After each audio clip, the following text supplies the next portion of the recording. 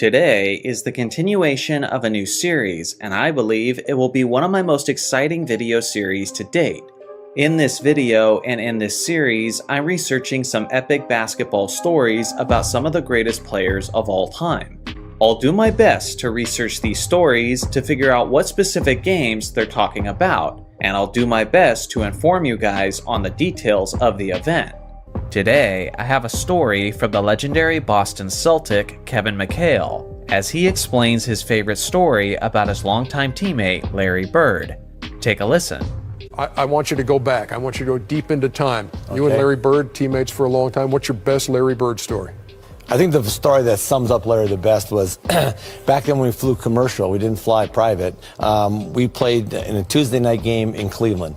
And of course, we got up for the first flight out. We had a game on Wednesday night in New Jersey. Snowstorm hits Cleveland. We're at the airport at 7 in the morning. Flight's canceled at 7. It's canceled at 8. It's canceled at 9. It's canceled at 10. Canceled at 11, 12. We finally leave about 1:30 or 2 in the afternoon. We fly up to New Jersey. Now the storm has kind of moved into Jersey. And the bus driver says, well, I can't get to the hotel and to the arena. I can only go to one place. Well, we had a game that night. We go to the arena. So we get to the arena, and I mean, we're dragging. And we're sitting around the locker room, and, and everybody's kind of, we're tired. And, and all of a sudden, the coach gives a little bit of a speech of, come on, man, guys, we're playing basketball. Let's get ready to go. And Larry stands up, and Larry says, a couple other few choice words, and he says, I don't know about you guys, but I'm going to take it out on their rear ends. So I was like, oh, all right, so let's go. So we go on the floor.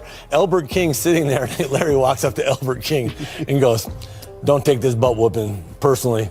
I've been eating hot dogs all day. And then Albert King looks at him like, you've been eating hot dogs all day? What's that got to do with me? And we went out and just hammered him. I mean, we terrorized them. And that was Larry. There was no excuses. I mean, he just played. And I tell you, that was just his competitive nature. But a day when you fly all day and eat hot dogs in the airport, best thing was Albert's look on his face like, what hot dogs got to do with me? So here's the thing. I did the research, and this never took place exactly the way that Kevin McHale described it. This isn't necessarily a surprise, because when older retired players are talking about past memories that took place decades ago, it's understandable that some of the details get lost or embellished over time. Here's what you need to know. During Larry Bird and Kevin McHale's careers as teammates, they never once played in Cleveland and then in New Jersey on back-to-back nights. So some of the details of this story must be incorrect, considering how he name-dropped specifically Albert King of the New Jersey Nets on the second night of the back-to-back, and since that was the player that Bird trash talked to, that is probably the team that is correct in this story.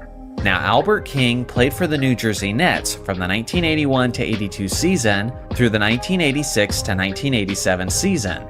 So that is the 6-season stretch that I started researching. In that specific time frame, the Celtics played in New Jersey on the second night of a back-to-back a total of 6 times. In those 6 instances, the Celtics lost to the Nets twice. In 3 of those 6 instances, the New Jersey game was preceded by a Celtics home game. So according to McHale, the games took place on back-to-back nights. Both games were road games. They were up against Albert King and the New Jersey Nets on the second night of a back-to-back, and the games occurred on a Tuesday and a Wednesday night. Literally, only one instance in NBA history fits this description. And because of this, I believe I found the games that Kevin McHale was talking about. It was a back-to-back matchup with the Milwaukee Bucks and the New Jersey Nets that began on December 3rd, 1985, which does match McHale's claim of the games occurring during the winter season. The first game was a matchup with a strong Milwaukee Bucks squad, loaded with stars like Sidney Moncrief, Terry Cummings, and Paul Pressey. The Bucks had a solid 15-6 record, while the Celtics were bolstering a league-best 15-2 record. On the first night of a back-to-back, it was actually Kevin McHale who stood out with a dominant performance, as he dropped 29 points, 10 rebounds, 4 assists, 2 steals, and 5 blocks, on a tremendous 11 of 16 shooting from the field. Meanwhile, Bird was being guarded by the lockdown defender Sidney Moncrief, And as a result, he didn't have his best performance, as he finished with 18 points, 9 rebounds, 5 assists, and 5 turnovers on 8 of 18 shooting. Regardless, the Celtics finished the game strong and won this epic battle of Eastern Conference contenders with a final score of 112 to 109. But this is when the story started to become interesting and unique. According to McHale, the Celtics were sleep deprived, they were physically exhausted, they were frustrated with all the flight delays, they were uncomfortable from riding coach, and now they had to play the second night of a back-to-back against a playoff-bound New Jersey Nets team, who had star players like Otis Birdsong, Michael Ray Richardson, and Buck Williams. After a miserable evening, morning, and afternoon of eating awful airport hot dogs, Bird was ready to execute his wrath on Albert King and the New Jersey Nets. Now, based on McHale's explanation of the story, you would think that Bird just exploded for about 50 points or so, while being loaded up on nasty hot dogs. But that actually wasn't the case, if this game was in fact the game he was talking about. If anything, it was quite the team effort, as Bird was 4th on the team in scoring as he dropped 18 points, 3 rebounds, and 5 assists on 8 of 16 shooting. The Celtics seemed to be motivated and angry as a squad, as Danny Ainge scored 26 points, Dennis Johnson had 23 points, and Kevin McHale had 22 points. As a whole, Boston shot a ridiculous 62.2% from the field over the course of the game. And due to this, New Jersey simply couldn't keep up, as the Celtics won every quarter, finishing the game with a victorious final score of 130 to 111. And I'm sure the Celtics finally proceeded to have a good night's sleep. Ultimately, I can't say with absolute 100% certainty that this was the game that McHale was describing, but based on all of the evidence he provided, this is at least a pretty safe bet. At the end of the day, this performance wasn't quite as dominant as we were led to believe it was for Larry Bird. But if anything, it remains as a funny and triumphant story of a team channeling their anger and frustration towards success. Today, I have a story from the great Shaquille O'Neal that he actually tells about himself. Take a listen. That night, it was my birthday. And we had 2000. Ernie, because of this gentleman over here, D. Scott, I was a party throwing fool, and we had a party. So, usually I go home. Before or after the game? No, after the game. I broke all my rituals. My ritual consisted of, after shoot around, go home, eat 2 turkey club sandwiches with extra mayo and a Diet Coke. Big party, so, usually I go home, eat lunch, take a nap, get ready for the game, but we playing against the great Keith Kloss and the LA Clippers. We always manhandled and beat them, so that day I said, you know what, since I got a party tonight, I'm gonna let Rick Fox and Kobe and those guys take over. Got the Bentley, I got my suit, so I'm gonna go, foul shave, we're gonna beat them. So, if you know what foul shave is? No. Oh, what's that? Foul shave is when you get in the game, you get 2 quick fouls so you can sit down. Right? So I was on foul shave. I wasn't gonna even play this game. I was gonna get 3, 4 quick fouls. I wasn't gonna do nothing. We get out there and they killing us. Now everybody looking at me. Barbecue chicken alert. Chicken alert, Ernie, I'm going. So now I got to play, I didn't get my nap, I'm getting tired, so I'm just scoring, so. Why are you tired? Because I didn't take a nap, and I'm out all day, I'm out, calling people, going to the mall, getting the jury. I look over to the bench, and I see one of my idols telling Keith Kloss how to stop me. I see Kareem saying, you gotta do this, you gotta do that. Now I'm pissed. Kareem, Laker, so I'm like, give me the ball. I'm like, man, I can get 40. So I got 40, right? I was like, man, I can get 50. So now that I got 50, guys are like, go get 60, go get 60. I'm actually kind of upset at Phil because I think we had like 5 minutes left and he took me out. I think I could have went for 70 or possibly 80 for that game. Phil took me out. So I think he did that because he didn't want me to score more than Mike. That's what I think. As always, Shaq displayed why he's so likable off the court, as his telling of this story was rather hilarious. But just how accurate was it? Let's start by figuring out what game this was. I'm not gonna lie, this one was super easy to find. For one, Shaq says that the game was played on his birthday, while he was on the Lakers. and he says that it was against the Los Angeles Clippers. In Shaq's career with the Lakers, he only played 4 times on his birthday, and only one of those games were against the Clippers, which tells me that I found the one contest that he was talking about. It took place on March 6th of the year 2000. As Shaq humorously alluded to, this was not a colossal battle between 2 contending teams, but rather it was a matchup that the Lakers were fully expected to dominate. Not only were the Lakers expected to win, but I could argue that this was one of the most heavily favored matchups in NBA history. For one, the Lakers had the best record in the entire league at 49-11, while the Clippers had the worst record in the league at 12-47. The Lakers were on a 15-game winning streak and were looking to extend it to 16, while the Clippers were stumbling over their own feet as they had lost 25 out of their last 27 games. On top of that, Shaq was approaching the end of his MVP campaign, and he especially loved playing against the Clippers. Leading up to that night, in his 3 regular season games against the Clippers that year, he was averaging a whopping 33 points and 18 rebounds. Now, it was his birthday, and the Diesel assumed his Lakers would cruise to yet another victory. Now here's an interesting detail. In Shaq's story, he says that they were in a matchup with Keith Kloss and the Clippers. Now Keith was in his 3rd season of the NBA, and he had an underwhelming start to his career, to say the least. At this point, Keith was a 23-year-old center who was 7 foot 3 inches tall, but unfortunately, he didn't have much to his game beyond size, and on the year, he was averaging only 3 points and 2 rebounds in just 12 minutes per game. Now here's the funny part. Keith Kloss didn't even play in this game due to an injury. That's right, Shaq roasted this guy and said that he was motivated by the fact that Kareem was giving him tips on how to defend the Diesel, and yet that couldn't have possibly happened because he didn't even play in that game. I do think there's a somewhat reasonable explanation for this though, so let's press on and I'll get to that. Now Kareem Abdul-Jabbar did actually work as an assistant coach for the Clippers at this point, and his specific role was to help develop the young centers on the roster, and this information will be vital to remember in a bit.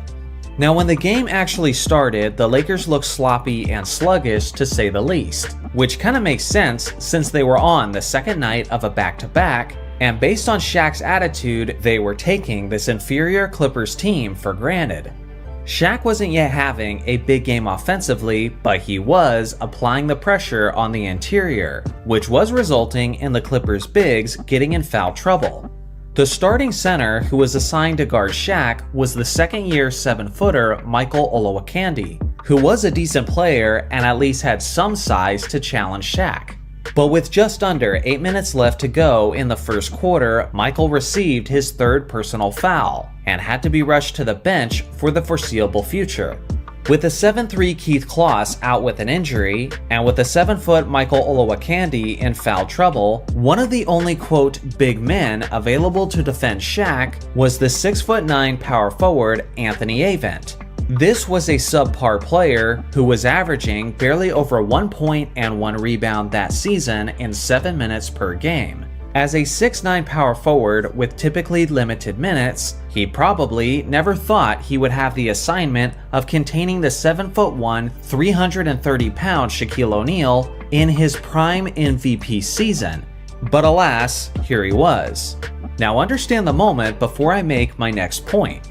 At the time Michael goes out and Anthony subs in, there's just under 8 minutes left in the first, and the Clippers are beating the Lakers 13-4. As Shaq described in his story, they're getting killed by the Clippers, when allegedly Shaq looks over to the Clippers bench and sees Kareem giving advice to Keith Kloss on how to defend Shaq. But again, Keith wasn't playing. So what I actually think happened is that it was at this moment where Shaq saw Kareem giving advice to the 6'9" Anthony Avent on how to defend him. This makes total sense considering how it lines up with the story. Anthony probably had little to no experience defending Shaq, and considering how Shaq immediately becomes extremely aggressive after this substitution, as if he's very pissed off. The action now resumes with Anthony on an angry O'Neal. Less than a minute later, Shaq immediately goes to work and hits the first field goal over the outstretched arm of his 6'9" defender. A minute and a half later, Shaq catches the ball in deep and scores this finger roll that Avant was helpless to defend. The very next play, Shaq swats Lamar Odom's shot, he secures the rebound, leads the fast break, and ends the play heading to the free throw line. Just from simply watching the game, you could see how his energy shifted with rageful intent. By the end of the first quarter, Shaq had 10 points and 5 rebounds, but the Clippers still had a 5-point lead. But the damage was only getting started. This game turned into one of the ultimate examples of how Shaq's dominance affected opposing teams. Into the second quarter, and now Avant has his third personal foul. So the Clippers had to put another power forward on Shaq, the 6'10" Peter Chilcutt. But of course, Shaq goes on to dominate him, and now he's in foul trouble as well. At halftime, basically anyone who was ever in the vicinity of Shaquille O'Neal was now in foul trouble.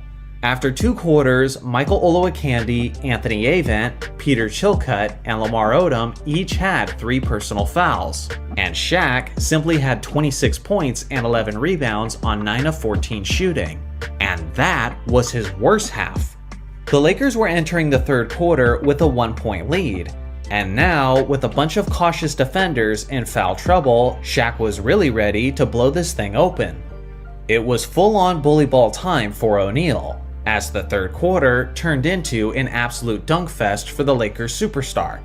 Despite the Clippers bigs trying to play cautiously, the Diesel still forced them into further foul trouble, as Olowokandi picked up his 4th, Odom picked up his 4th, and Peter Chilcutt picked up his 5th, all in the third quarter. Through 3 quarters, the Lakers were up by 12, and Shaq had 42 points and 16 rebounds on 16 of 23 shooting. But despite the outcome starting to become obvious, the big man still wasn't done. Now, a very desperate Clippers team put their 6'9" small forward / power forward Maurice Taylor on Shaq, and in the fourth, he quickly picked up his 3rd, 4th, and 5th foul. Also, Olowokandi picked up his 5th, Lamar Odom picked up his 5th, and Peter Chilcutt fouled out. By the halfway point of the fourth, the game was a complete blowout. What was supposed to be a road crowd was now completely electric in favor of the Lakers. Lob passes, thunderous slams, and one plays were happening basically every time down the court. Shaq was now sitting at 59 points. And then, with just over 3 minutes left in the game, one of my favorite sequences in basketball history took place. The Lakers get an offensive rebound off of the Shaq miss. Then, after Kobe gets the ball on the perimeter, he drives and unselfishly passes up an open layup so Shaq can score his 61st point on his birthday. The Lakers then get a stop, Shaq gets the rebound and takes it into the front court before he throws this iconic lob to Kobe Bryant. The building erupts in excitement, and Shaq and Kobe share a moment that pretty much sums up their championship seasons in Los Angeles. A couple plays later, the Lakers intentionally foul to allow Shaq to leave the game. He went to the bench with 2 minutes and 35 seconds left in the game and with a 20-point lead, as the Staples Center crowd gave him a standing ovation. At the end of the night, Shaq had a whopping career high of 61 points, 23 rebounds, and 3 assists on 24 of 35 shooting, and the Lakers extended their winning streak to 16 games, with a final score of 123-103. Ultimately, it was an amazing night for Shaq, but unlike several guys in the series so far, he wasn't the most accurate storyteller.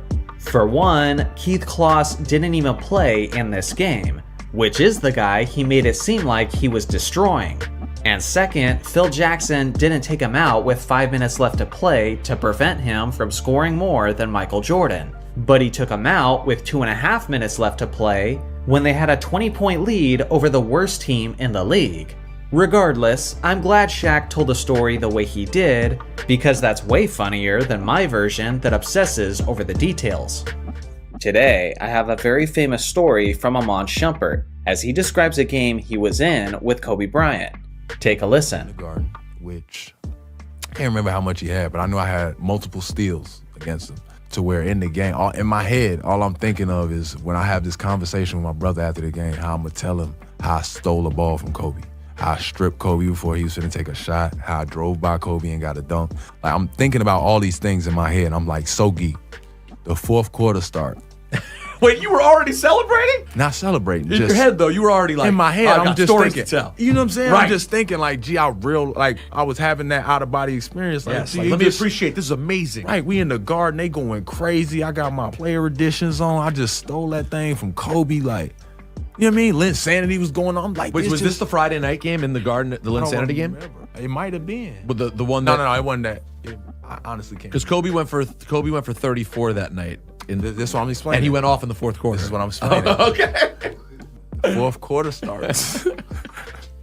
And Kobe said, you had a great game. Oh my God. Said, yo, you had a great game, young fella. But I'm looking like, bro. There's still another quarter. I swear I looked at the clock like, but I'm looking like, nigga, it's 12 minutes. What you talking about? Like, what was that? You know what I'm saying? Like, you ain't said nothing the whole game. I've been talking shit. I done stole the ball. I'm hyped as hell. It's Kobe Bryant. He ain't said not one word to me. Great game, young fella. You know, locked in. The man come down. You remember he came shot fake, threw it off the glass, caught it, threw it to the corner. I'm like, bro, what you on? Like, bro, you been regular all game. Shot, get to the spot, shot fake, spin, pivot over here, spin back on the foot, drop it off the glass. I'm like, bro, what's going on? Then he pulled up from like 35 feet on some Steph Curry shit before Steph was doing that. He pulled up and laced it. I'm like, they called a timeout. Dan Tony looking at me. I'm like, bro, I ain't. Now, as we all know, this is an incredibly famous and popular story from Shumpert, as pretty much anyone who closely follows the NBA is familiar with it. I'm sure most of you have seen the highlights from this contest, and honestly, it wasn't difficult for me to verify which game it actually was. For one, Amon Shumpert only played 3.5 seasons for the New York Knicks. Since the Knicks and Lakers were always East versus West matchups, the two teams only played each other twice a year, and only once a year in New York, which is where Shumpert said it took place. In his rookie season, Kobe and Amon were both active. In his sophomore season, Shumpert was injured and missed his New York game against Kobe. In Shumpert's third season, Kobe missed the New York game due to a fractured knee. And in Shumpert's fourth season, he was traded away from New York before he could play the Lakers. This means that there was only one game in NBA history that had Kobe Bryant and Amon Shumpert up against each other in New York, and it took place on February 10th, 2012. Although most people in this current year remember this contest for the Kobe and Shumpert angle, that was actually not the talk of the town before and after the game took place. You see, there was this undrafted 23-year-old guard out of Harvard University named Jeremy Lin, who had been fighting for simply a roster spot in the NBA for the last couple of seasons. But just a few games prior to the matchup with the Lakers, Lin had taken the reins of the point guard position.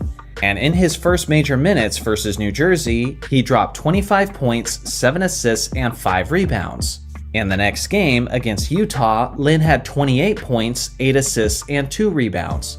And then in the third game against Washington, he had 23 points, 10 assists, and 4 rebounds. This incredibly unforeseen explosion of elite basketball quickly earned him the nickname Linsanity.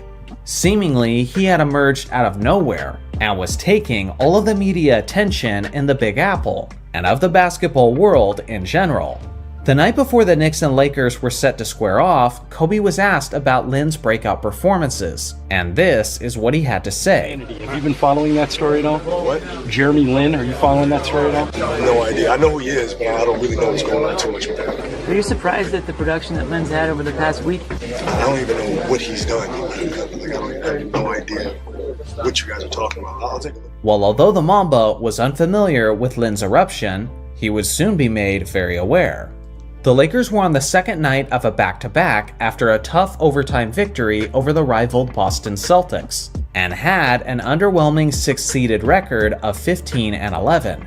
while the New York Knicks were on a 3-game winning streak but sitting at only 11-15.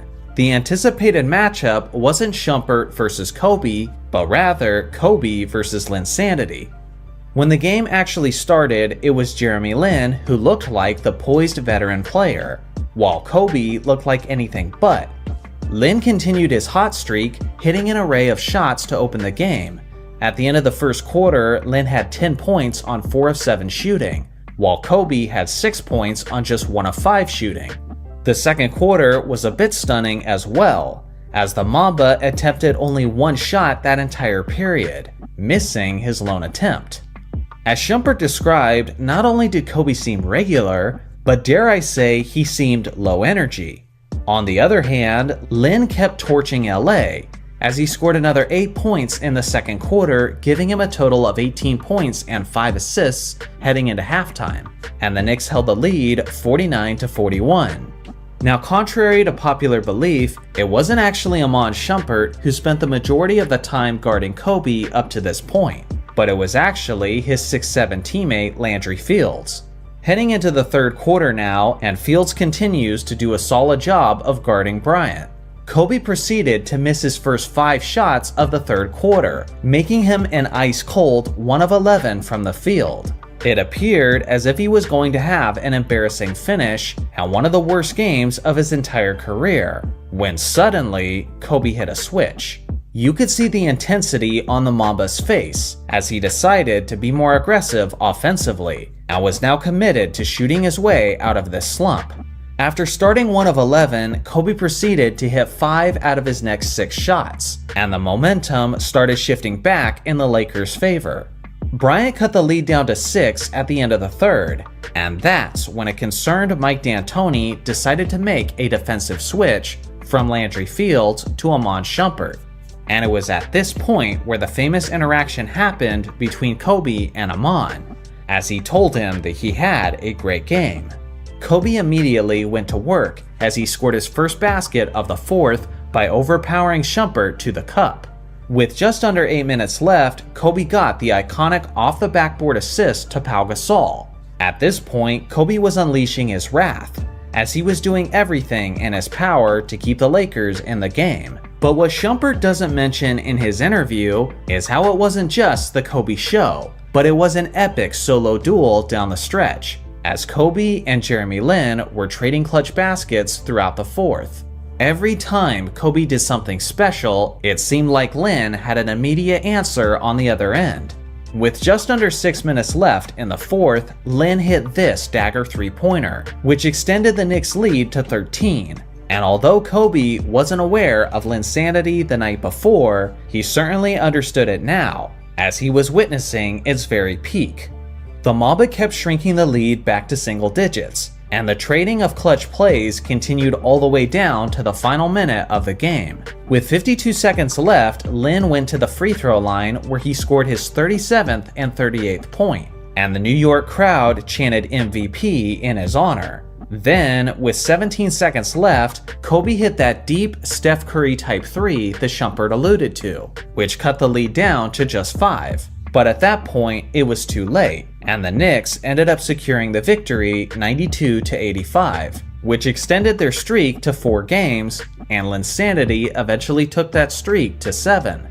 Despite it being a very low-scoring affair for the two teams, it was still a classic solo battle, as Lin finished with 38 points and 7 assists on 13 of 23 shooting, while Kobe poured in 34 points and 10 rebounds on 11 of 29 from the field.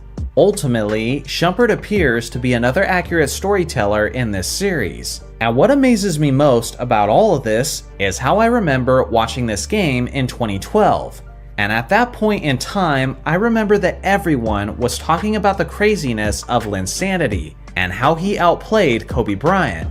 In 2012, Kobe was the afterthought of this evening. But now, in this modern year, it seems that Jeremy Lin has become the afterthought, thanks to the hilarious and epic storytelling of Iman Shumpert and the immortalized reputation of Kobe Bryant. Today, I have a story from an NBA legend, Kevin Garnett, as he describes a game he was in with Michael Jordan. Take a listen.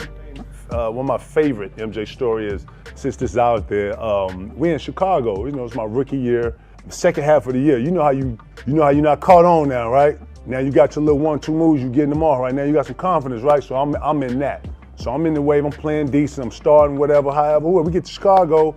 Ronnie was just in the bad crash. I haven't had no sleep, so I'm on a getting back to the go. I got about 70 people at the game, the hood in here. We all in here, right?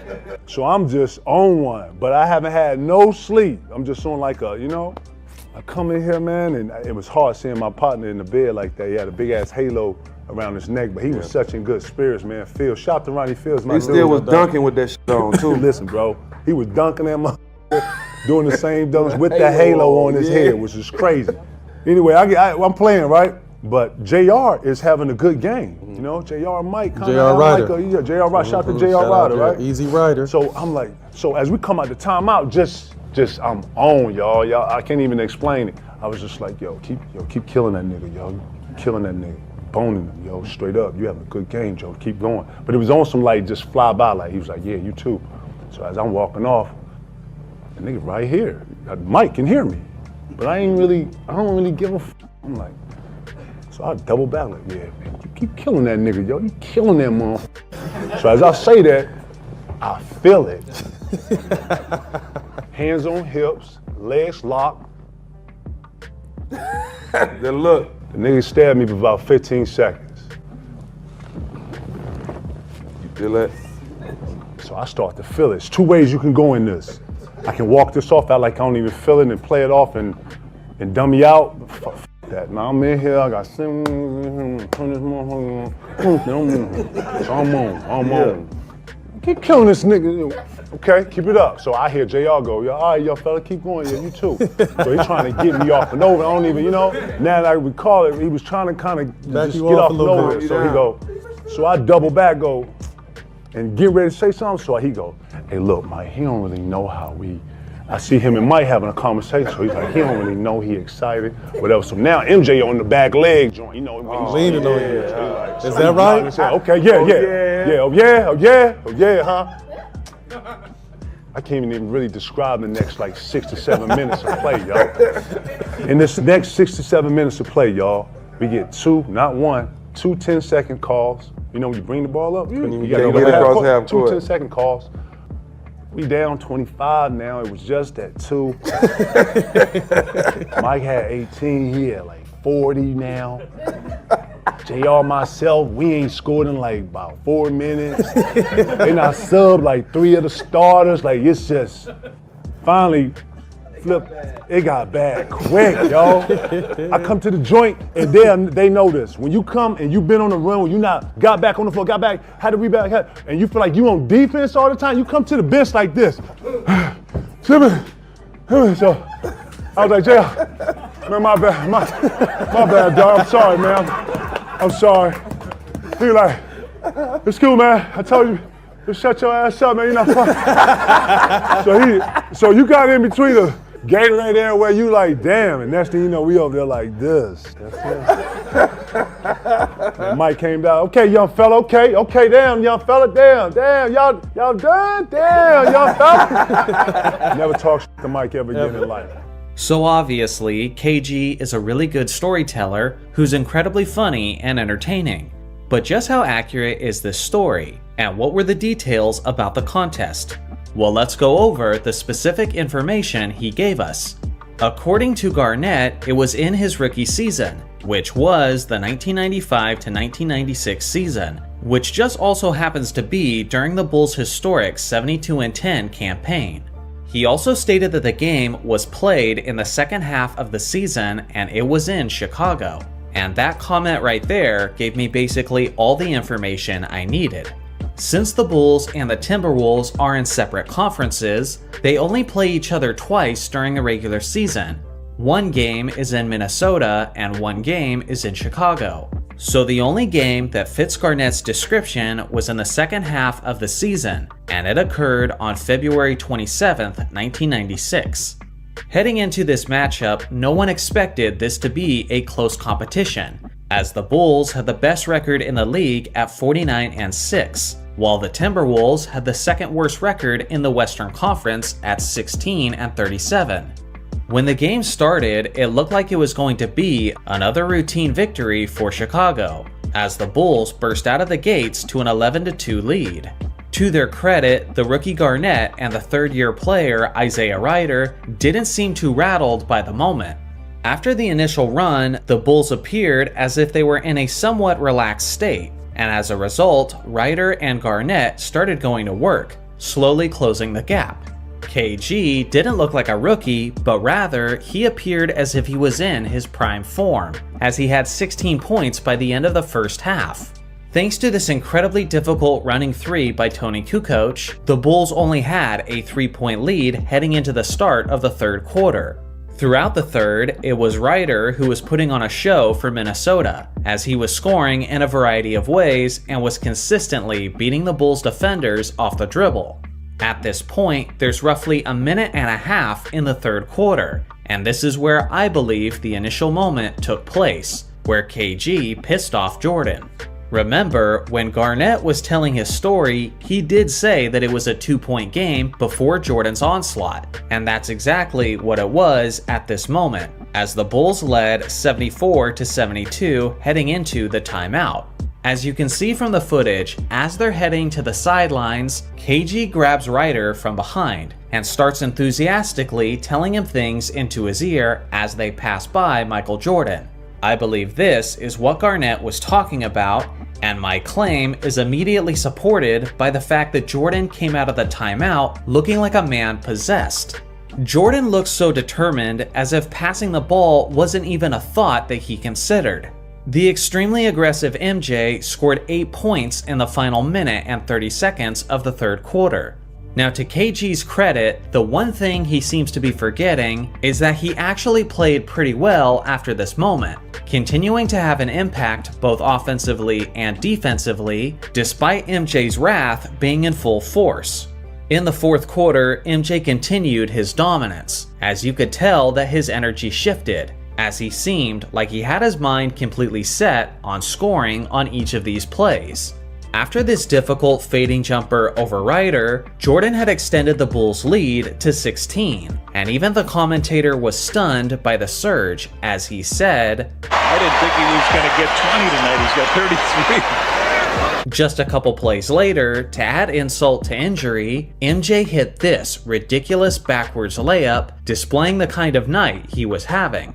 Garnett was actually the one who had the last highlight-worthy play of the night, as he converted this thunderous slam. But at that point, the damage was done, and the Bulls enjoyed their sudden blowout victory with a final score of 120-99. With this victory, the Bulls became the fastest team to ever reach 50 wins in an NBA season. On the night, Garnett had 20 points, 8 rebounds, and 3 steals on 10 of 16 shooting, while Isaiah Rider had 20 points, 3 assists, and 3 rebounds on 9 of 17 shooting. But as the story goes, the night belonged to MJ, who put up 35 points, 7 assists, and 6 rebounds on 11 of 24 shooting. One of the major things I learned by exploring this game is that not only is Garnett a fantastic storyteller, but he's also an extremely accurate storyteller, with a very impressive memory, as he basically described the details of the event with amazing precision. Today, I have a story from the legendary Michael Jordan that he tells about himself and about his teammate center, Luke Longley.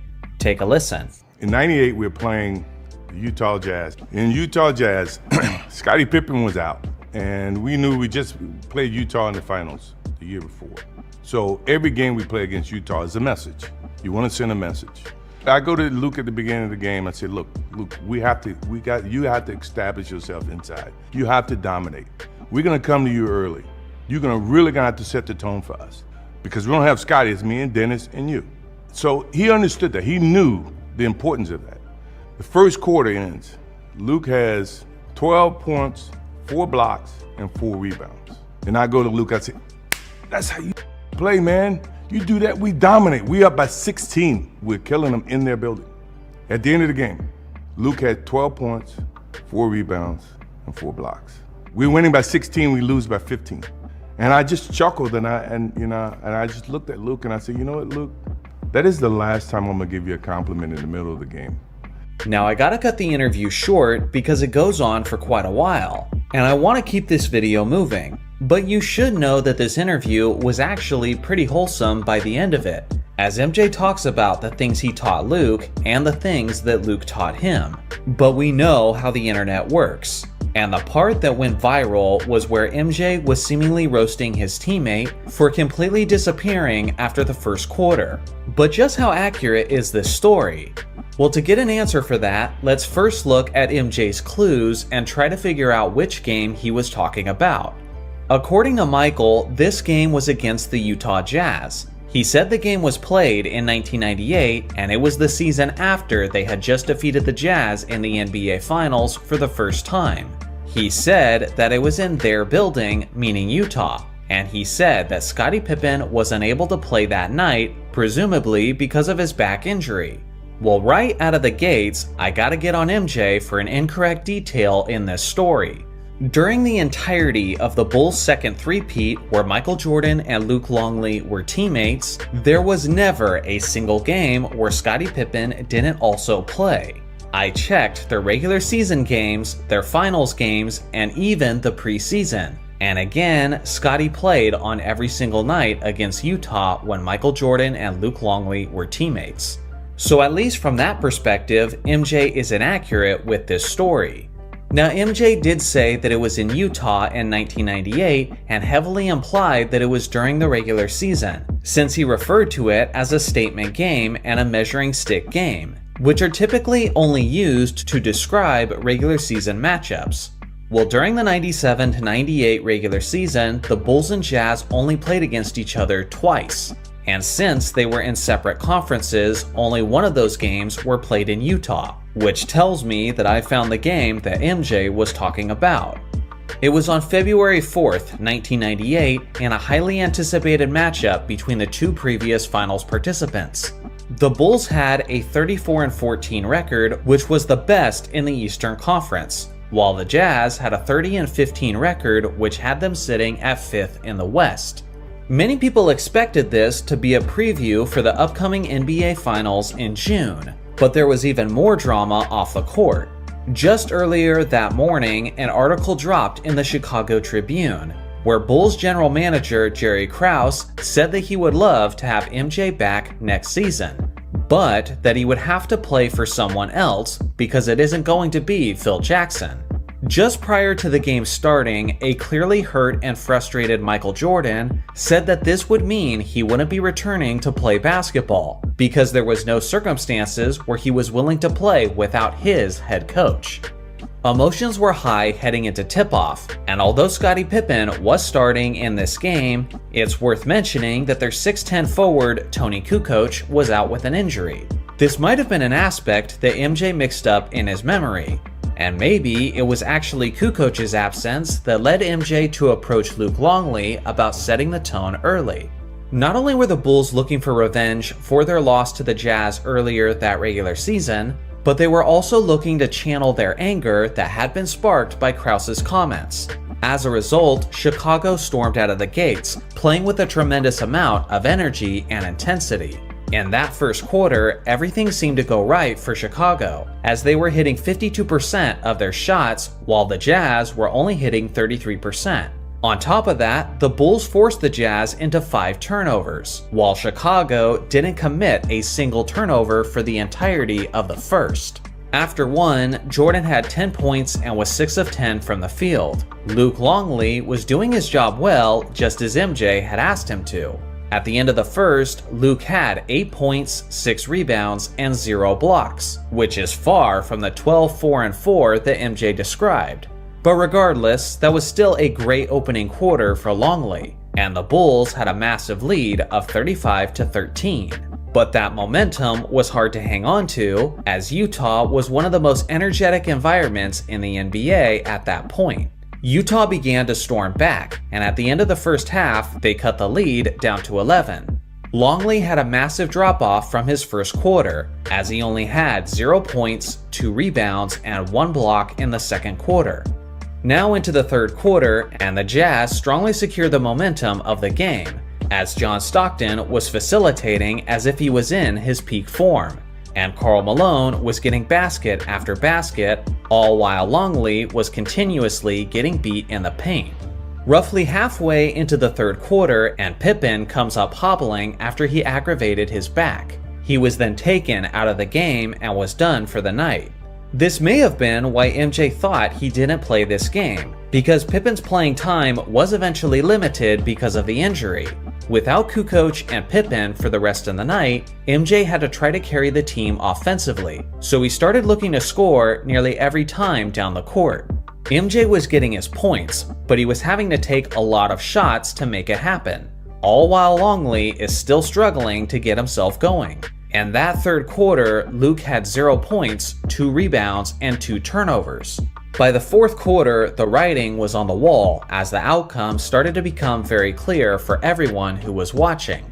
MJ was doing his best to keep Chicago in it as he scored 11 points in the fourth quarter alone. But the Jazz shot a lethal 70.6% from the field over the course of the final 12 minutes. By the time the buzzer sounded, the comeback was complete as the Jazz won the game 101-93. And at this point, they had swept the Bulls in that regular season, which led many Utah fans to think that this was their year to win the championship. Michael Jordan had finished with 40 points, 7 rebounds, and 3 assists on 17 of 37 shooting. John Stockton had 17 points, 18 assists, and 5 steals. And the mailman, Karl Malone, had finished with 30 points, 8 rebounds, and 4 assists. Then, of course, there was the central focus of this story, which was Luke Longley. After one quarter, Luke had 8 points, 6 rebounds, and 0 blocks. And at the end of the game, he had just 8 points, 11 rebounds, and 1 block, which again was way off from the 12-4-4 that MJ described. Which brings me to my next point. Michael Jordan was hilariously inaccurate with his telling of this story, more so than any other player in this series so far. He said that Scottie Pippen didn't play, which was false. He said that Luke had 12-4-4, which was false. He said that they were winning by 16 at the end of the first, but it was actually 22. And he said that they lost by 15, but it was actually just 8. In this interview, MJ was literally just throwing out random numbers with full confidence, which I just think is actually quite comical. The spirit of what he was saying was true though, which is essentially that Luke played well in the first and the Bulls were up big. Luke then dropped off for the rest of the game and the Bulls lost. Obviously, they got it all figured out by the end of the season though, considering how the Bulls went on to defeat this same Utah Jazz team in the NBA Finals, which earned them their 6th championship ring in just 8 years. Today, I have a story from the Boston Celtics champion Bill Walton that he tells about a superstar teammate, Larry Bird. Take a listen. We're playing a game down in Atlanta, and this is how long ago this was, because Atlanta was a good team. And they had Dominique and Doc Rivers and Reggie Theus and Kevin the Penguin Willis and Tree Rollins and all these guys. And we are getting hammered. We're just getting killed. We're down 25 at the half, and they're all trash talking, and fans are throwing stuff at us, and they're going, we're going to kill you, Celtics. Bird, Walton, McHale, Parrish, DJ, you guys are all frauds. What are you talking about?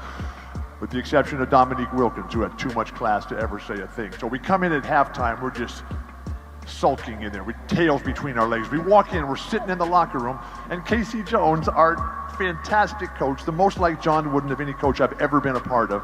Casey walks in, he looks at us, looks at his watch, doesn't say a word, walks over to the cooler and pulls out a beer. Pops the beer, goes and sits down, pounds down the beer, just sitting there. Finishes the beer, looks at his watch, looks at us, goes over to the cooler and gets a second beer. Pops the beer, pounding it down, doesn't say a word. Looks at his watch, looks around at us, goes and gets a third beer, does the same thing, and then he gets up, looks at his watch for the final time, and he says, let's go. So we go out there and we're warming up to start the third quarter. And they got a record sellout crowd there at the Omni. And they're gonna start the third quarter. And You watch an NBA game, and nobody wants to ever take the ball out of bounds because they know they're never going to get it back. Larry Bird always took the ball out of bounds. The selfless sacrifice that was Larry Bird's defining personal characteristic, what he would do to make other people's dreams come true. He's going to take the ball out of bounds, and that referee comes, and the referee hands the ball to Larry to start the third. We're down 25. Larry takes the ball and pushes it back into the midsection of the referee so that he can't get away, and the referee is like startled, staggered. What's going on here? We're all right there, right in front of the Celtic bench. And Larry looks right into the soul, right through the eyes of that referee, and he says to him, "We're not going to quit.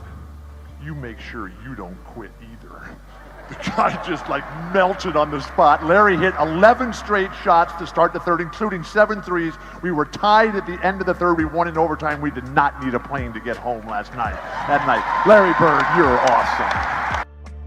Now the story is amazing, but as always, we'll verify its validity by using the clues that Walton gave us. First off, he said it was against the Hawks in Atlanta. He said the Hawks had Dominique Wilkins, Doc Rivers, Reggie Theus, Kevin Willis, and Tree Rollins on their roster. He said Casey Jones was the Celtics head coach at the time, and he said the game went to overtime.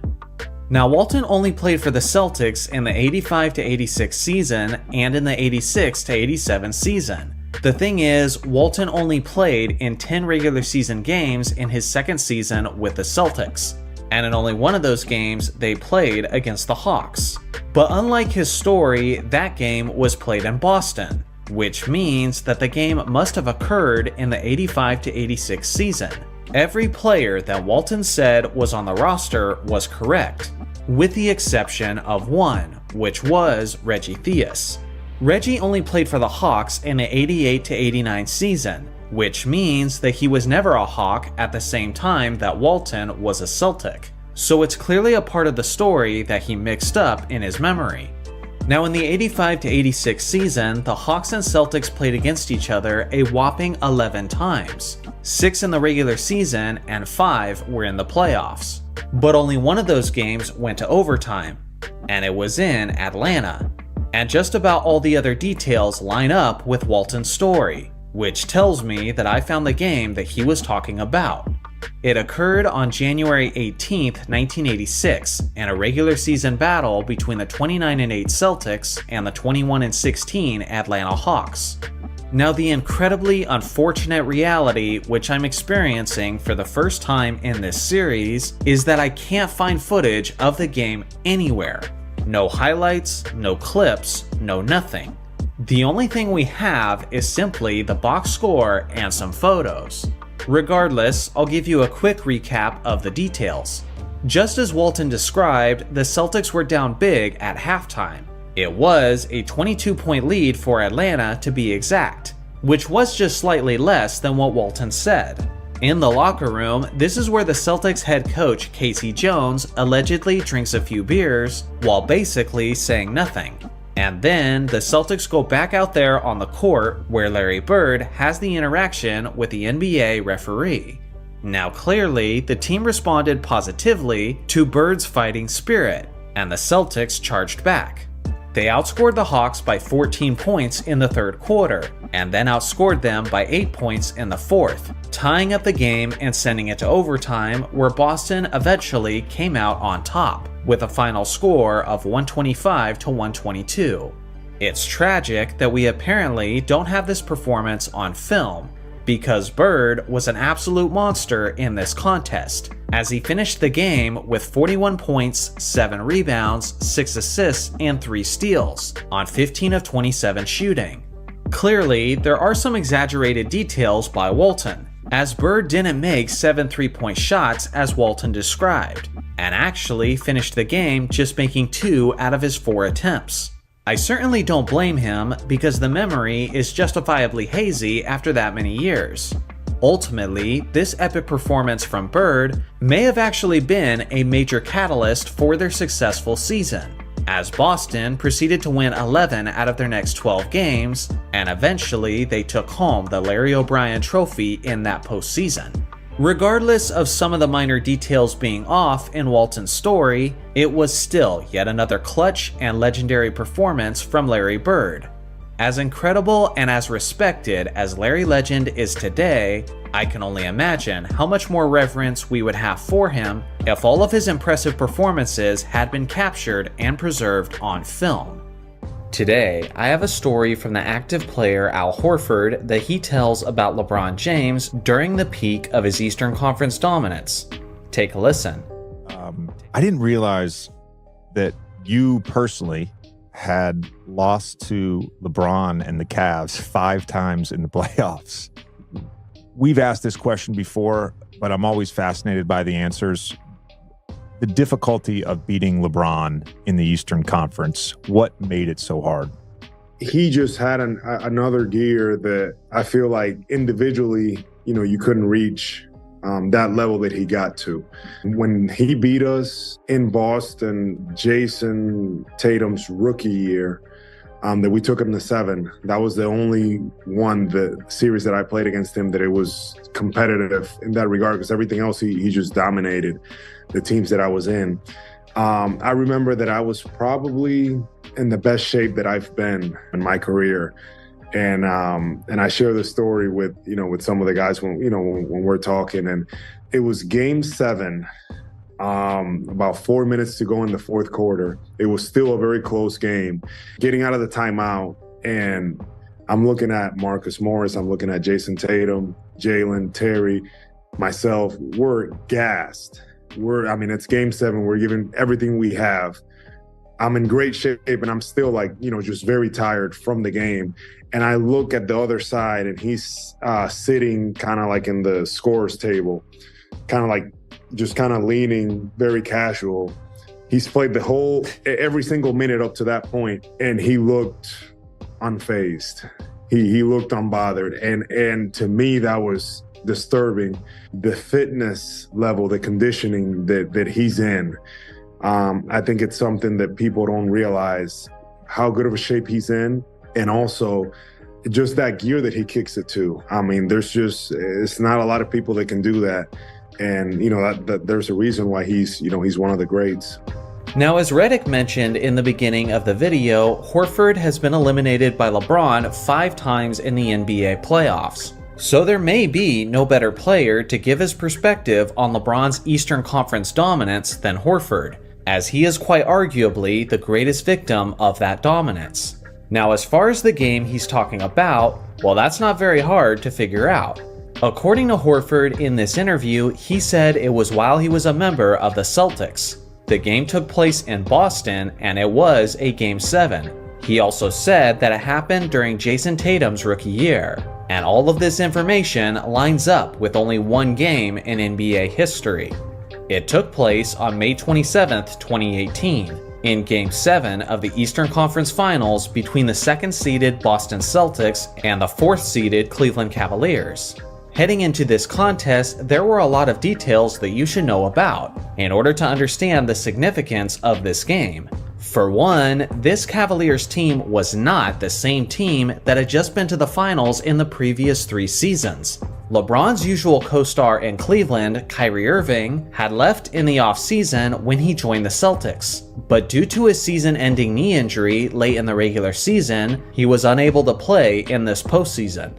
On top of that, LeBron's next best player, Kevin Love, sustained a concussion in Game 6 of this series against Boston. And due to this, he had to sit out of Game 7.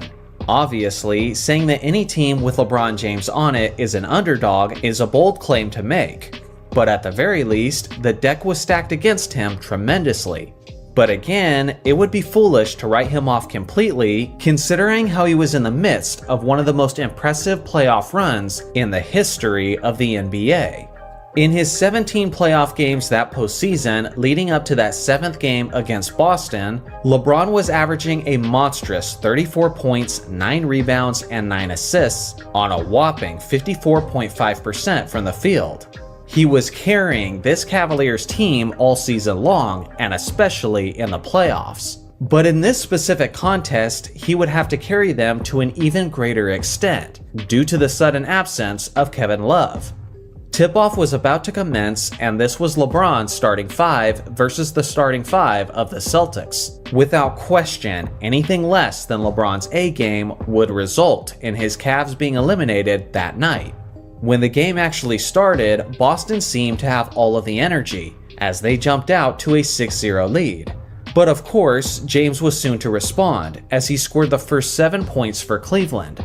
Seeing how this isn't ancient history, most of you know how this event went. The game was extremely close throughout the first 3.5 quarters, as LeBron was doing his very best to keep Cleveland in the game. At the 6-minute mark of the fourth quarter, the game was down to only one possession, and was still completely up for grabs. It was around this point of the contest that Horford described how he saw a relaxed and completely composed LeBron, chilling at the scorer's table with his arms crossed. LeBron had played every single minute of that contest up to that point, yet it was the Celtics players who were grasping for air and struggling to finish the game. Horford said that this sight of LeBron disturbed him, and based on what would soon take place afterwards, he was correct to feel that way. In what was a defensive, low-scoring game up to that point, LeBron was ready to close it out with some brilliant offense. With 5 minutes left in the game, he got this assist to Tristan Thompson on the pick and roll.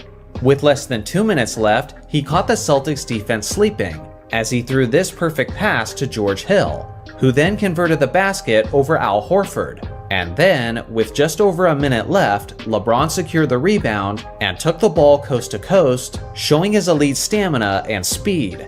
And despite being grabbed and held, he simply muscled his way to the basket for the and one play. He looked like he was completely fresh and at full strength, as if it was the first game of the regular season. But in reality, he was just entering his 48th minute of Game 7 of the East Finals. It was disturbing for Boston fans, indeed. At this point, LeBron had extended the lead to double digits, and the damage was done, as the Cavs went on to win the series with a final score of 87-79. As James secured his 8th straight trip to the NBA Finals. LeBron finished with a stunning total of 35 points, 15 rebounds, and 9 assists on 50% shooting from the field. What's amazing about this story is that Horford basically knew in his head what was going to happen. He saw that LeBron was looking completely composed and energized, and that literally put fear into him of what was to come. And from that point on, it was all downhill for Boston. Today, I have a story from the NBA legend Dominique Wilkins, as he describes a game he was in with Michael Jordan. Take a listen. The best performance I ever witnessed and was part of was against Michael Jordan. And I never had a player to do this before. I think I had 57 in Atlanta. We go back to Chicago weeks later. And I remember Michael Jordan walks in our locker room before the game. We in suit and tie, haven't gotten dressed yet. He walks in our locker room and I'm like, what the hell is he doing? You know, so I'm thinking maybe going to the training room or something. So he walks by me, he walks by Kevin Willis, and he gets to Randy Whitman and he slaps him on behind and he said, lace him up, it's gonna be a long night, and turned and walked out. And I'm in shock. I'm like, did he just? And I didn't know what to say. I said, well, you tell that so-and-so Scottie Pippen, I'm gonna kick his ass. I didn't know what to say. He had 60. But you know, even though he had 60, it's the way he had it. You know, it was electric, man. I mean, it was incredible. Now, Dominique's perspective and stories about Michael Jordan are worth listening to, considering the incredible individual rivalry that they had. For example, both players averaged roughly 30 points per game over the course of their careers against one another. So let's take a look at the details of his story and see if I can figure out what game he's talking about. First off, Dominique mentions that this game was from the season where he earlier scored 57 points in Atlanta against the Bulls. And researching briefly, I found that 57-point performance, which was in the 1986 to 1987 season. Dominique also mentions that he was teammates with Kevin Willis and Randy Whitman, who were apparently present in the locker room, and that does in fact check out with the 86 to 87 season, as all three of those players were teammates on the Hawks that year. He said that despite Jordan's performance, his Hawks actually won the game, He also said that Jordan's 60-point performance was in Chicago. In the 86-87 season, the Bulls and Hawks played 3 times in Chicago, but only 2 of those games were after Dominique's 57-point performance, which is how he described it. In one of those games, Jordan only scored 34 points, and in the other game, MJ erupted offensively, which tells me that I've almost certainly found the game that Wilkins was talking about. It was on April 16, 1987, and was the second to last game of the NBA regular season. The Hawks were standing strong with the second seed in the East, and with a 56-24 record. On the other hand, the Bulls were sitting at the 7th seed, with a 500 record of 40-40. Some of the context that Dominique didn't mention is that at this point, Jordan was the hottest player in the entire league by far. Obviously, to step in the opposing team's locker room and tell them that it's going to be a long night, you have to have a lot of confidence, and Jordan had plenty of good reasons to be so confident. 4 nights earlier, MJ absolutely torched the Indiana Pacers, dropping 53 points on over 70% shooting from the field. The very next night, MJ destroyed the Milwaukee Bucks in their own building, as he poured in 50 points on 52% shooting.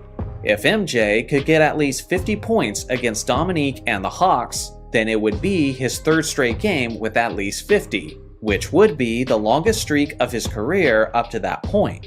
When the game began, no one was surprised as MJ came out absolutely scorching, as he hit 6 out of his first 7 shot attempts. Just as Dominique described, MJ was scoring his points in a variety of ways, as his mid-range artistry was completely on display. The Bulls got out to a big lead early with MJ leading the way, and Atlanta seemed helpless to stop him. MJ was almost completely carrying the offense. At one stretch, he scored 23 straight points for the Bulls, which was a franchise record. With his 38th point, he surpassed 3,000 total points on the season, joining Wilt Chamberlain as the only players to score at least 3,000 points in a season. To this very day, Chamberlain and Jordan are still the only players to ever do it. Towards the halfway point of the 3rd quarter, Jordan was scoring into the high 40s, and something that's worth noting is how exhausted MJ was in this contest. The only other time I can recall him being this weary in a game was during the famous flu game and during his final game with the Chicago Bulls. I think this just tells you how much he had to carry Chicago offensively at this point in his career. At the end of the 3rd quarter, the Bulls were up by 11 points and seemed as if they had total momentum on their side. But Atlanta was a smart and talented team, and they entered the 4th with a plan. They became extremely physical with MJ, trying to punish him whenever he attacked the basket. They were also winning the loose balls and the hustle plays, while Chicago was struggling to get a rebound. MJ did his best to hold off the Hawks' surge, but with just under a minute left in the game, the 2 teams found themselves tied at 112. Despite the fact that Jordan gets the spotlight for this contest, it was actually the other star who originally told the story, who was the one who shined the brightest in the final minute. With 41 seconds left, Dominique hit this difficult jumper in the post, with MJ draped all over him. Now the Hawks had a 2-point lead. After the timeout, it was the Bulls' turn. MJ drove to the left side, trying to get past the double team, when he was hit as he was taking a jump shot. MJ hit both free throws, which not only tied the game, but also gave him a total of 61 points, which was the 3rd time he had eclipsed 60 in his NBA career. Now it was Atlanta's turn again. The ball found its way back to Dominique, and he picked up his dribble while MJ was blanketing him. Despite being forced into a highly contested 20-footer, Dominique still buried the jump shot, clutchly giving the lead back to the Hawks. With 11 seconds left, the ball was going back to Chicago as they trailed by just 2 points. MJ drove until he was triple-teamed, and forced up a shot that ended up being well short. Dominique then got the clutch rebound and was fouled with 2 seconds left in the game. He proceeded to miss the first free throw, but then made the second, extending the lead to 3 points. With only a 20-second timeout, the Bulls were unable to advance the ball and had to inbound it on the opposite end of the court. It all came down to one prayer of a shot from arguably the most clutch player in the history of the game. Jordan took the inbounds pass and heaved a game-tying 3 from 60 feet out, but it was just short, and the Atlanta Hawks escaped with a victory with a final score of 116 to 113.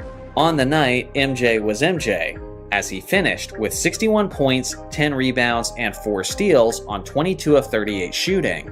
On the other hand, Dominique was the player who closed out the game with his clutch performance, as he had 34 points, 6 rebounds, and 3 assists on 10 of 21 shooting.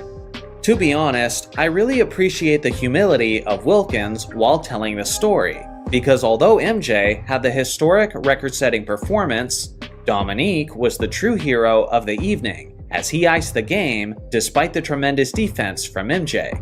Ultimately, Wilkins was extremely precise in telling the story, except for one glaring detail that he clearly isn't remembering correctly. According to Dominique, after MJ told him in the locker room that it was going to be a long night, he responded by saying that he would kick Scottie Pippen's butt. The only thing is, Scottie Pippen wasn't even in the NBA yet, but rather, he was still finishing up his final year at the University of Central Arkansas. But other than that, the story checks out and is almost exactly as he told it. Today, I have a story from the NBA All-Defender Shane Battier, as he describes a game he was in with Kobe Bryant. Take a listen. So here I am, rookie, playing 40 minutes a night, guarding every 2 in the league. Guarding Kobe, guarding AI, guarding Paul Pierce, guarding Manu, you name it. Like whoever was the top. So right away. So like I learned, like I got my ass beat, but I learned. Kobe, my favorite Kobe story is, and Kobe, you know, may he rest in peace, was only probably like 2 weeks older than me. Yeah. But like, because he went out of school, you know, I went to school for 4 years. It seemed like we were different ages, but he was only 2 weeks older than me. And my rookie year, young boy, though. My rookie year, here I am again, Duke boy. You know, I got him. I got Kobe. I got him. All right. And so I learned what Kobe Island is. Kobe Island is when you're guarding Kobe Bryant, you turn around and you got no help side defense. You're on an island. Yeah. It's a lonely place to be. Definitely This cat, and I didn't know how to guard like I would later on. He scored 63 points on me in 3 quarters. I mean, the Lakers are good. They were beating us so bad that he didn't even play the 4th quarter. He for sure would have had 80, for sure, without a doubt. You know, and it was in Staples Center, and I'm embarrassed because he just going through one. And so I'm like, man, I gotta figure this guy out because I'm gonna see him for the next 10 years, hopefully. Yeah, right. And I gotta figure this cat out. The conversation continues, and Shane talks about how he started trying to block the Mamba's vision by literally covering Kobe's face with his hand. This method of defense was something Battier famously tried a lot when he battled against Kobe and the Lakers in the 2009 Western Conference semifinals. Let's go back to his original story though, where he says that Kobe scored 63 points in only 3 quarters. Apparently, this was the beatdown that Shane needed in order for him to rethink how he defended the Mamba moving forward. In order to figure out which game this was, let's revisit the details of this story. For one, he clearly stated that it occurred in his rookie season. 2, he said that it happened in Staples Center, which narrows down the possibilities quite a bit. And 3, he said it was a blowout victory for the Lakers, which is why Kobe didn't even have to play in the 4th quarter. Shane Battier's rookie season was the 2001 to 2002 season, and his Memphis Grizzlies only played against Kobe and the Lakers twice in Staples Center that year. The first game was on November 9th, 2001, and it was a blowout victory for the Lakers, 110-86. But the thing is, it couldn't have been this contest, because it was actually a very ugly performance for both players, as Battier only had 2 points on 0 of 9 shooting, while Kobe had just 13 points on 5 of 15 shooting from the field. So that brings us to the only other possibility, which was later that season. It's January 14th, 2002. The 12-24 Grizzlies versus the 26-8 Lakers in Staples Center. Not only do I firmly believe this is the contest that Shane was talking about, but as a lifelong Lakers fan who actually saw this game live, it seems rather obvious. Now there's actually some extra context that you should know about this night. For one, the Lakers were coming off of a brutal 2-point loss in Chicago just a couple evenings earlier. It wasn't a tough night simply for the loss, but the Lakers also lost their superstar center for a while. Late in the fourth quarter in the Chicago Bulls game, Shaq was looking for the ball in the post when he took a hit from both Brad Miller and Charles Oakley. Now this game was really chippy up to that moment, and Miller actually had a history of fouling Shaq pretty hard when he got deep under the basket. Well, this was one hard foul too many, and Shaq snapped. One could argue that it was actually Oakley who dealt the most punishment. But apparently Shaq didn't know that, and instead he unleashed his fury on Brad Miller. Fortunately, Shaq is about as accurate with his punches as he is with his free throws. And before he could unleash a second punch, they were completely surrounded by players and referees. For the altercation, Shaq was suspended a total of 3 games. The following contest was the one between Shane Battier's Grizzlies and Kobe Bryant's Lakers. As a way to show support for his suspended teammate, Kobe actually wrote Shaq's jersey number on his shoes prior to the game. With Shaq out of the game, Kobe needed to shoulder more of the offensive burden for Los Angeles. So in a way, torching Battier wasn't really personal, but it was just necessary. When the game started, Kobe's aggressiveness could clearly be seen, as he buried this crazy scooping shot to give the Lakers their first points. It actually wasn't Battier who was initially assigned to guard Kobe, but it was the Grizzlies' 6'8" power forward Grant Long, who was a 14th year veteran in the league. After Kobe scored roughly 10 points on a helpless Long, Memphis decided to make the switch and give Battier his shot at guarding Kobe. But things became even worse at that point. Kobe was absolutely abusing Shane with every kind of shot you could think of, from electrifying slams to contested mid-range jumpers and deep three-pointers. Even Kobe's future teammate Pau Gasol was getting torched on some occasions. At the end of the first half, Kobe had a whopping total of 36 points. Into the second half now, and Kobe continues to mercilessly destroy Shane Battier. Once Kobe scored his 47th point, Shane had received his 4th foul in the third quarter and had to head to the bench. At this point, the Grizzlies were in full desperation mode and put the 6'5" Rodney Buford on Kobe to see if he had any luck. But to the surprise of absolutely no one, that didn't work either.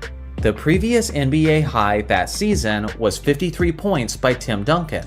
Kobe surpassed that and had 56 points with 20 seconds left in the third quarter. With Kobe's final shot, he launched a three-pointer, and if that shot had gone in, it would have equaled him to the entire Grizzlies total through 3 quarters at 59. Funny enough, it was actually his future teammate Pau Gasol who blocked that shot and ruined that chance of Kobe achieving history. Years later, Kobe would outscore a Dallas Mavericks team through 3 quarters, 62-61. And it's crazy to think that he nearly outscored an entire team through 3 quarters twice. Obviously, Kobe proceeded to sit out the entirety of the fourth with a victory locked in. Ultimately, the Lakers won the game 120-81. And on the night, Kobe finished with 56 points, 5 rebounds, and 4 assists on 21 of 34 shooting and 11 of 12 from the free throw line. So Shane Battier was just a little bit inaccurate with the story. He was correct that the Lakers won big in Staples, but Kobe scored 56 points and not 63, which resulted in Battier coming up with some unconventional ways of trying to stop Kobe in the future. And after what the Mamba did to him in his rookie season, can you really blame him? I certainly don't. I vividly remember watching this game for several reasons. One, it was Kobe's first 50-point game that his team actually won. 2, it was also his first game where he scored at least 50 points through 3 quarters, which he went on to do 4 more times in his career. And lastly, it was one of the first times where Kobe demonstrated just how offensively explosive he could be if Shaq wasn't in the lineup taking many of the opportunities. Today, I have a story from the Lakers' 3-time champion Byron Scott that he tells about Michael Jordan destroying one of his teammates. Take a listen. Your best Michael Jordan story. Michael Jordan story. In every game that I went in playing against MJ, first of all, I was like, man, I'm happy it's just twice a year. You know, he ain't in the West Coast. I'm happy it's twice a year. And it wasn't I was scared. It was just like, I know this dude's a killer. I said, but I gotta go out here and show up. And it was games where I guarded him. He was 6 for 26. And then there was games, the most he scored on me was 39. But it would take him 30 shots to get it. You know what I'm saying? So I'm like, all right, I'm gonna make it hard on you. That's a hard 39. I'm gonna make it hard as hell. Yeah, it's not an easy. You're gonna respect. I respect you, but you're going to have to work for this. Right. So it's funny because we played against them in the Forum, and it was my 10th year in the league. So it was my last year with the Lakers at that time. We had drafted a guy, Anthony Peeler. You guys remember Anthony Peeler? Lefty, exactly. So I hurt my ankle. Chicago Bulls coming in town, and unfortunately, I got a sprained ankle. So the trainer's like, I don't know if you're gonna be able to play tonight. And I was like, well, we'll see. Let's just wait till game time.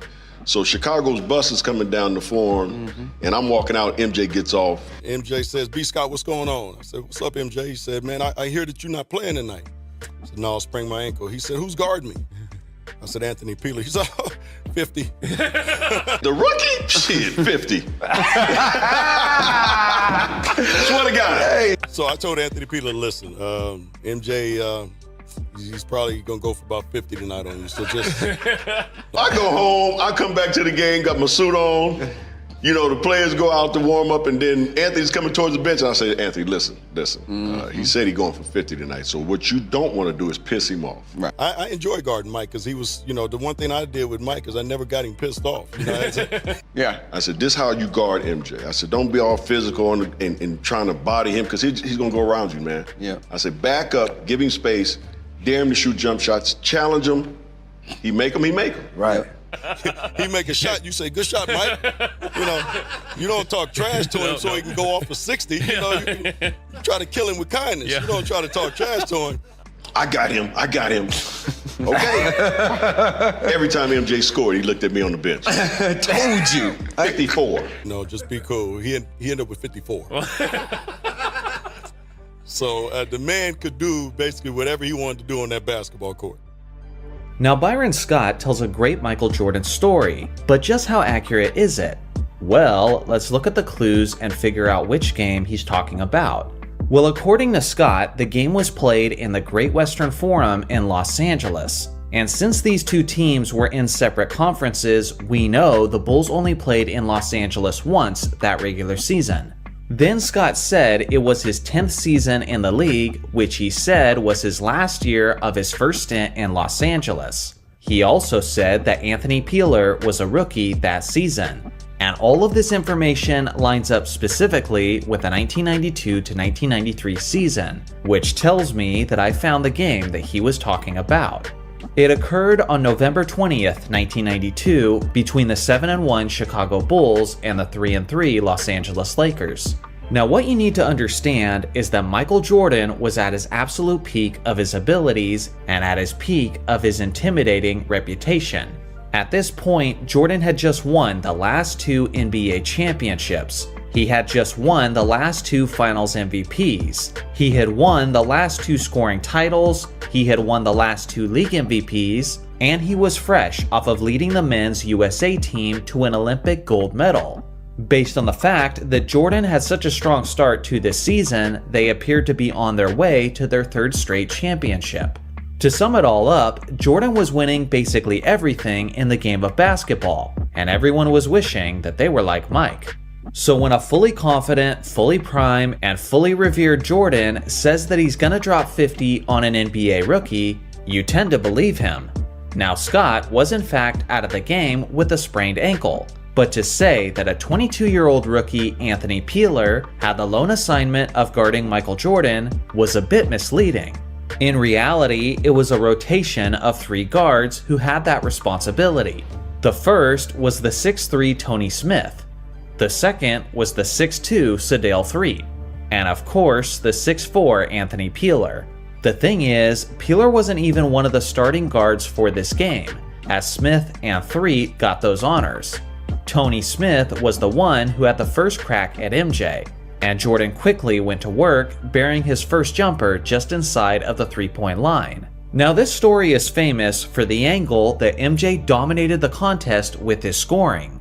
But that would be selling it short. as MJ was doing just about everything on the court, from the facilitating to the rebounding, and he was even the top shot blocker for both teams. Despite MJ's all-around onslaught, Los Angeles was still executing pretty well when they had the ball, and due to this, the game was remaining extremely close. The rookie Peeler didn't get his first shot at guarding MJ until the final few minutes of the first, and at that point, Jordan's aggression to score the ball became even more intense. After his second made jump shot over Peeler, legendary commentator Hubie Brown mentioned how Jordan was talking trash to the Lakers bench, which was presumably towards Byron Scott. Not only that, but he's talking to the guys on the sideline, okay? So, after the Lakers coaching staff realized that the Peeler situation was actually fueling Jordan's wrath, they then put the 6'9" power forward AC Green on Michael to see if he would fare any better, but MJ was obviously torching him as well. By the end of the first half, Jordan had scored baskets while being defended by Tony Smith, Sedale Threatt, Anthony Peeler, AC Green, and Sam Perkins. Essentially, nearly everyone had their shot at MJ, and they all got burned. Despite all of that, the Bulls only had a 3-point lead at halftime. Throughout the third quarter, MJ just kept abusing the starting defender, Tony Smith. It wasn't until the final 2.5 minutes of the third that Peeler would get another shot. Inevitably, this was yet another mistake by Los Angeles.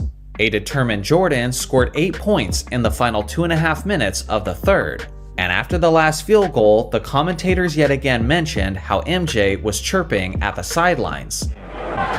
trying to get a little motion in their offense. 33 seconds left in the quarter. Michael Jordan just glanced over at our table like, I'm even impressed with the way I'm playing. He has 40. With only seconds left in the third, MJ had a chance to really get an exclamation point on Peeler, as he got the ball on a breakaway, yet somehow fumbled the rock out of bounds, showing that he is in fact human. At the end of the third, Jordan had 40 points, and the Lakers coaching staff had seen enough, as Jordan was no longer Peeler's defensive assignment. Fast forward deep into the fourth quarter, and the game is extremely close, thanks to massive performances from the Lakers' Sam Perkins and James Worthy. There's now just moments left to go in the fourth quarter, and the Bulls are down by a basket.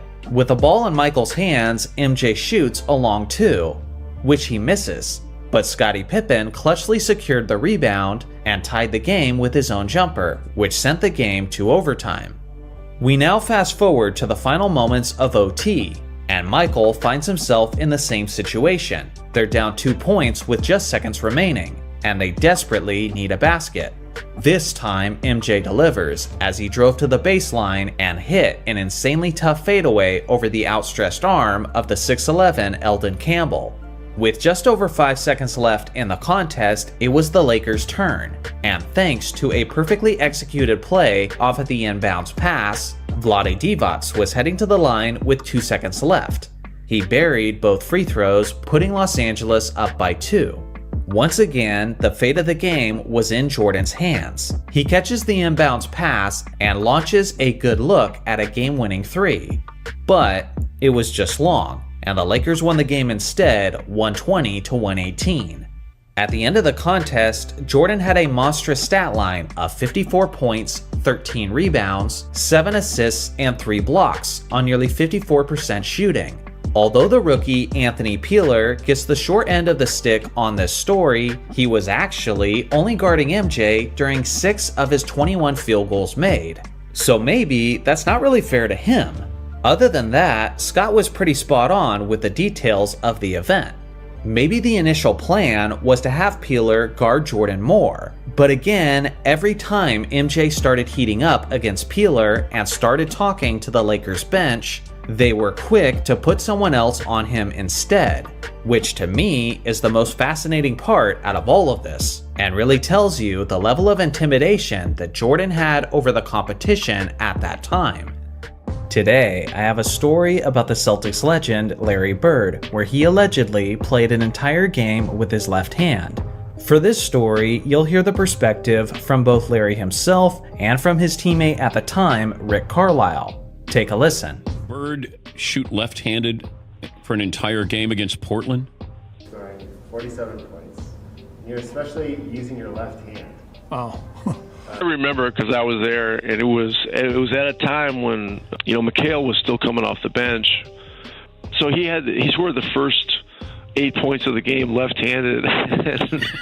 I had a good left hand around the basket, and they always, if you watch, if I remember the game correctly, they were forcing me left to help, and they wasn't getting there quick enough, so I had shots around 5-6 foot with my left hand. I felt more comfortable with my left hand there than I did my right. Then once I got started making a few, I just kept going. And Jerome Kersey was guarding him at the time, and I remember this because we had a great trash-talking team. I mean, we had ML Carr, we had McHale, we had Bird. Ainge was a yacker. I mean, we had guys with great creativity with that, and I'll never forget it. McHale yells out, "Hey, Jerome, wait till you start shooting right-handed." Some night it goes in, some night it don't. That night it happened to work out. But if I remember correctly, we won that game in overtime by like 1 point. So, probably shot with my right hand the whole game. Now, anyone who considers themselves a Larry Bird fan is well acquainted with this story. But just how accurate is their telling of this story? Well, usually, this is the part of the video where I do the investigative work to find out when this game took place. But in this case, I didn't have to do that, as the NBA's official YouTube page has the highlights of the game and posted the specific date of the contest in the video's description.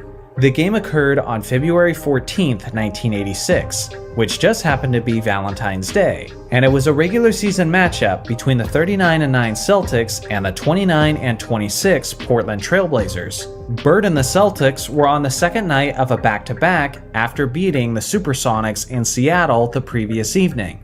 Even with their tired legs, the Celtics had plenty of reasons to be confident.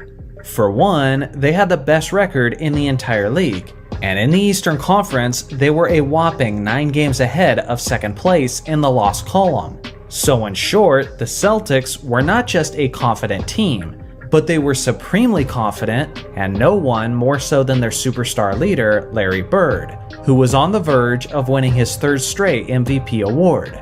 Considering the fact that it was mid-February and the team was coasting to the 1st seed, it would make sense that Bird and the Celtics would be looking for ways to challenge themselves. So according to Bird's teammate at the time, Bill Walton, Larry told the team well before tip-off that he was going to play the entire contest with just his left hand, or at least the first 3 quarters.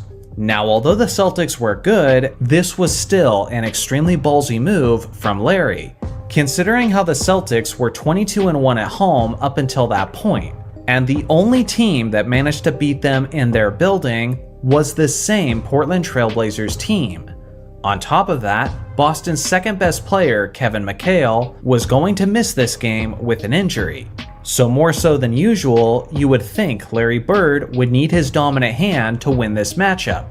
Regardless, Bird felt confident enough to proceed with his left-handed plan.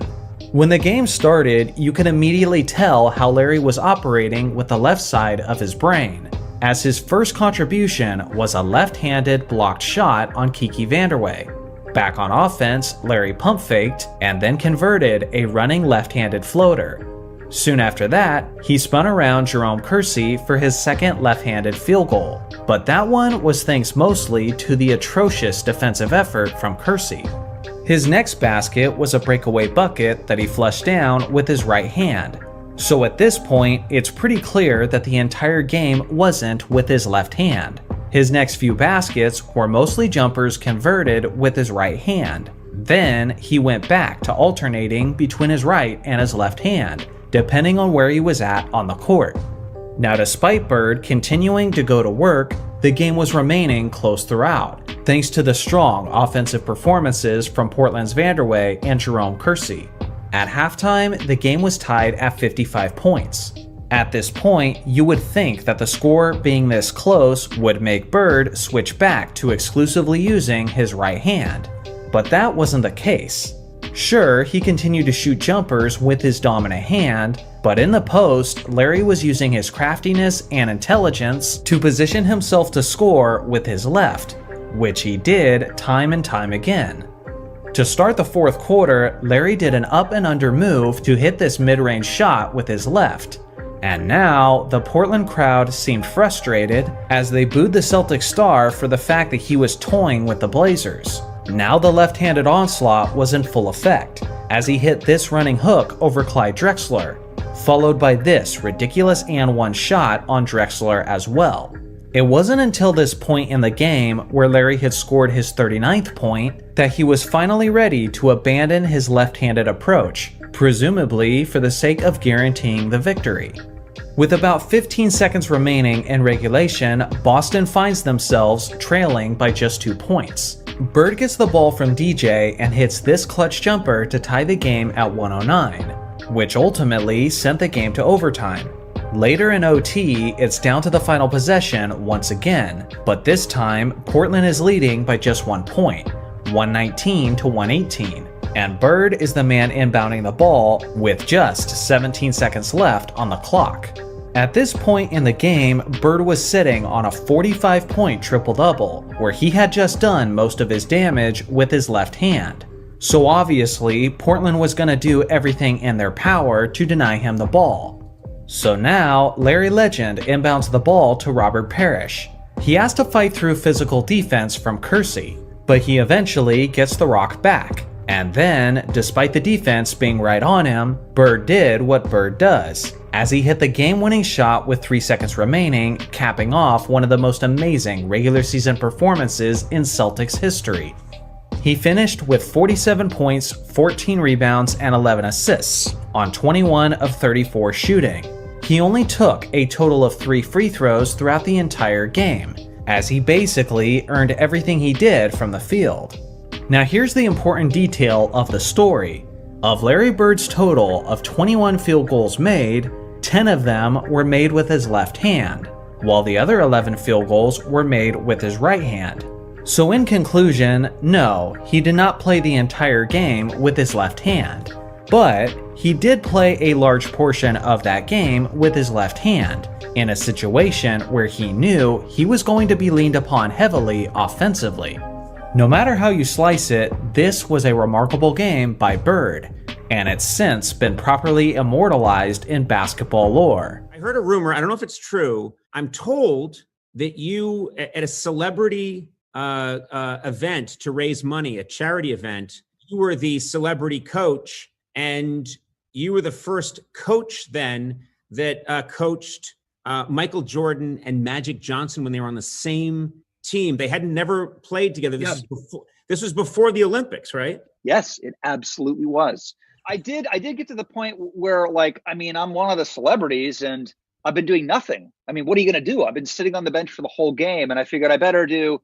There's like 2 minutes left in the game, and I figured I better do something. So I called a 20-second timeout, and I had nothing to say, of course. And I looked over, though, at Michael, and he was pissed. And he looked at Magic, you know, Magic's being his Magic self, having a good time. I think the score was 240 at that point. No one played any defense. Right. And Michael was like, hey, man, you want to win this? And all of a sudden, you could see a light bulb go off in Magic's head. He was like, oh, Jesus Christ, he means it. Yeah. And then, of course, it got really competitive. In the 2017 NBA All-Star Game, the final score was 192 to 182, which is the record for the most points ever scored in an All-Star Game. Technically.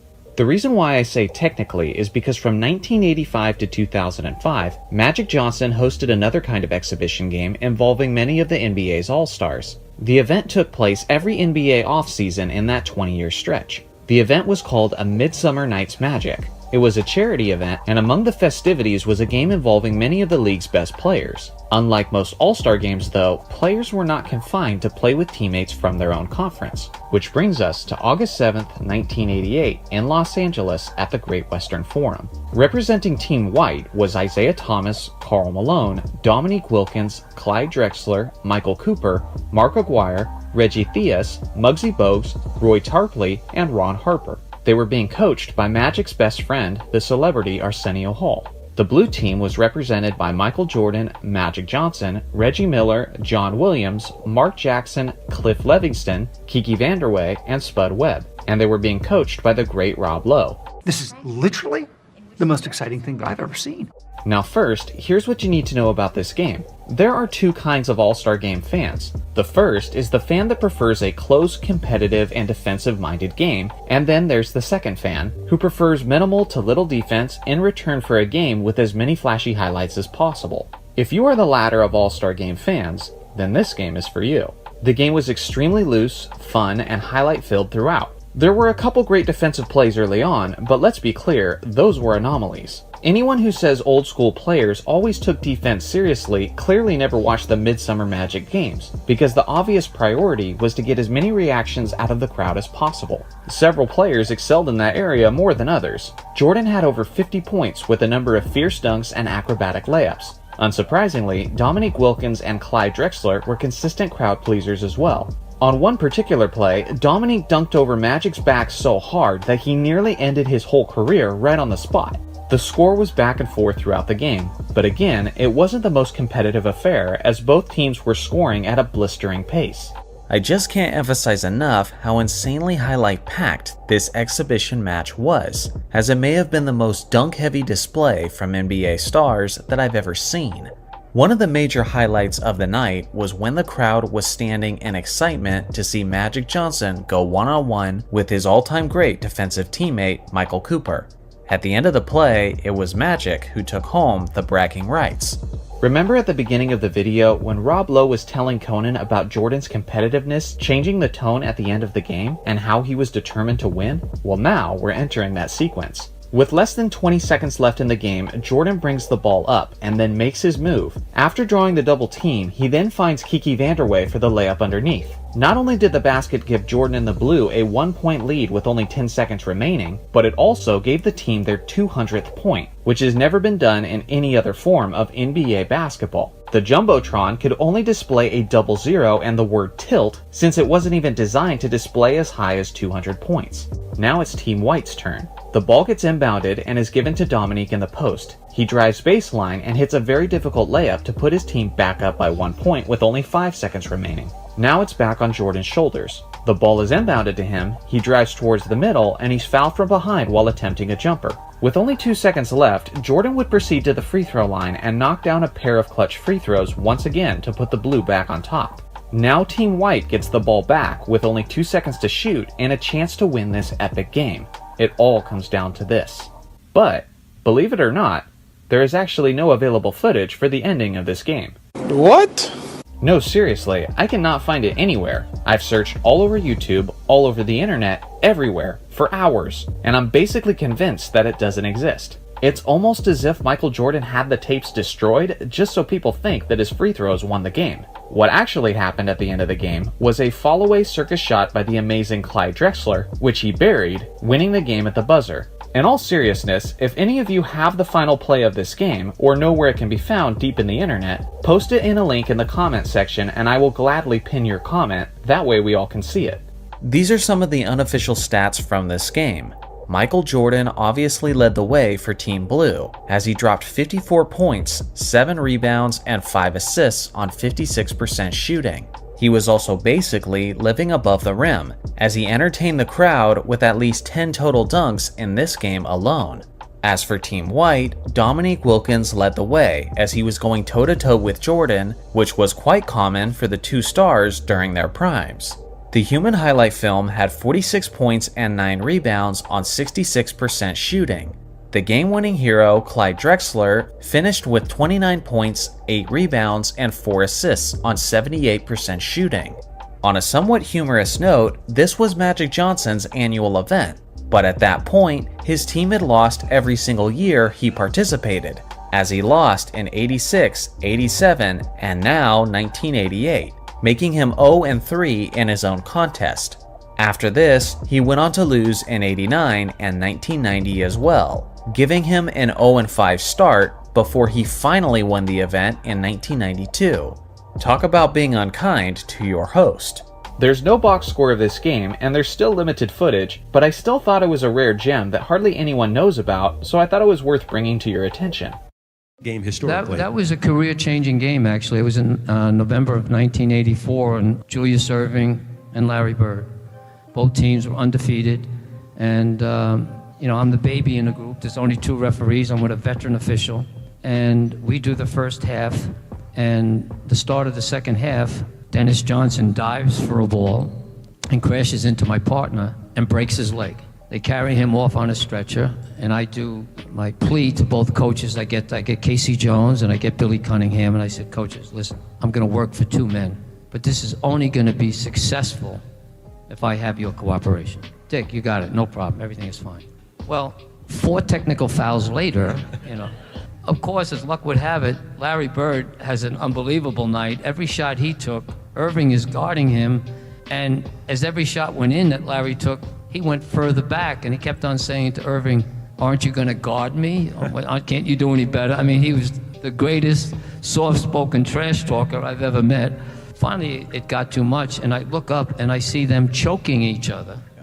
On November 9th, 1984, the 2 favorites in the Eastern Conference were meeting up for their first matchup of the regular season. The defending champion Boston Celtics and the previous champions, the Philadelphia 76ers. At this point in history, Boston and Philadelphia had one of the fiercest ongoing rivalries, as the 76ers represented the old guard with their battle-tested veterans, and the Celtics were the youthful rising power in the conference. Every time these teams met up, an epic battle was expected, not just because of the immense talent on both sides, but also because of the intense physical nature of both teams. Now, this upcoming game on November 9th was nationally televised, and was one of the more highly anticipated regular season games of NBA history. Not just for the rivalry, the star power, and the fact that they had won the previous 2 championships, but it was also for the fact that both of these teams were undefeated. The 2 faces of the Eastern Conference, Larry Bird and Julius Erving, found themselves in a heated individual battle. Anytime 2 superstars clash on the basketball court is sure to garner attention, but it's something else entirely for those 2 stars to get into an actual heated fight. Now, up to this point, both of these superstars actually got along pretty well as friends, and highly respected one another's abilities. You wouldn't know it though, based on how things unfolded on the court. The game was now underway, and to the surprise of absolutely no one, the physical intensity was extremely high. Now, at this time in NBA history, only 2 referees were assigned to work each game. Famous referee Dick Bavetta was one of them for this game, but he was a relatively new NBA referee at this point, so because of this, he was assigned to ref the game with a more experienced veteran official, Jack Madden. Early into the second half, the Boston Celtics guard Dennis Johnson dove after a loose ball and accidentally slid into Jack Madden's legs. This collision broke the veteran official's leg on impact, and as a result, he had to be carried out of the game on a stretcher. And now, the less experienced Dick Bavetta was left to officiate the game by himself. There were absolutely no reserve referees waiting in the wings. In an attempt to gain control of a chaotic basketball game, Bavetta pulled both of the team's head coaches into a huddle and asked them to keep themselves and their team on their best behavior, since he was all alone to ref the game. Both coaches agreed, but only with their words and not with their actions, as Bavetta had to give out numerous technical fouls after the huddle. Only a couple minutes into the second half, Bavetta ejected Philadelphia's head coach Billy Cunningham after he gave him what he thought was his second technical foul. The thing is, Jack Madden had given Philly's head coach a technical foul in the first half, but then decided to rescind the tech and gave it to a Philadelphia player instead, which means Dick Bavetta wrongly ejected a coach with only 1 technical foul.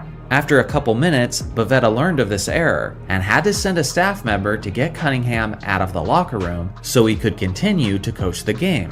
To put it simply, this game was already a messy circus, and emotions were obviously extremely high. But no one knew just how much worse things were about to get. It was a close game halfway into the third, but on an individual level, Larry Bird was destroying Julius Erving on both ends of the court. With 6 minutes left in the third quarter, Larry had a whopping 42 points on 74% shooting, compared to Erving, who only had 6 points on a terrible 23% shooting. And of course, you guys know Larry Bird. He was letting Erving hear about it every step of the way, trash-talking him as he buried jumper after jumper.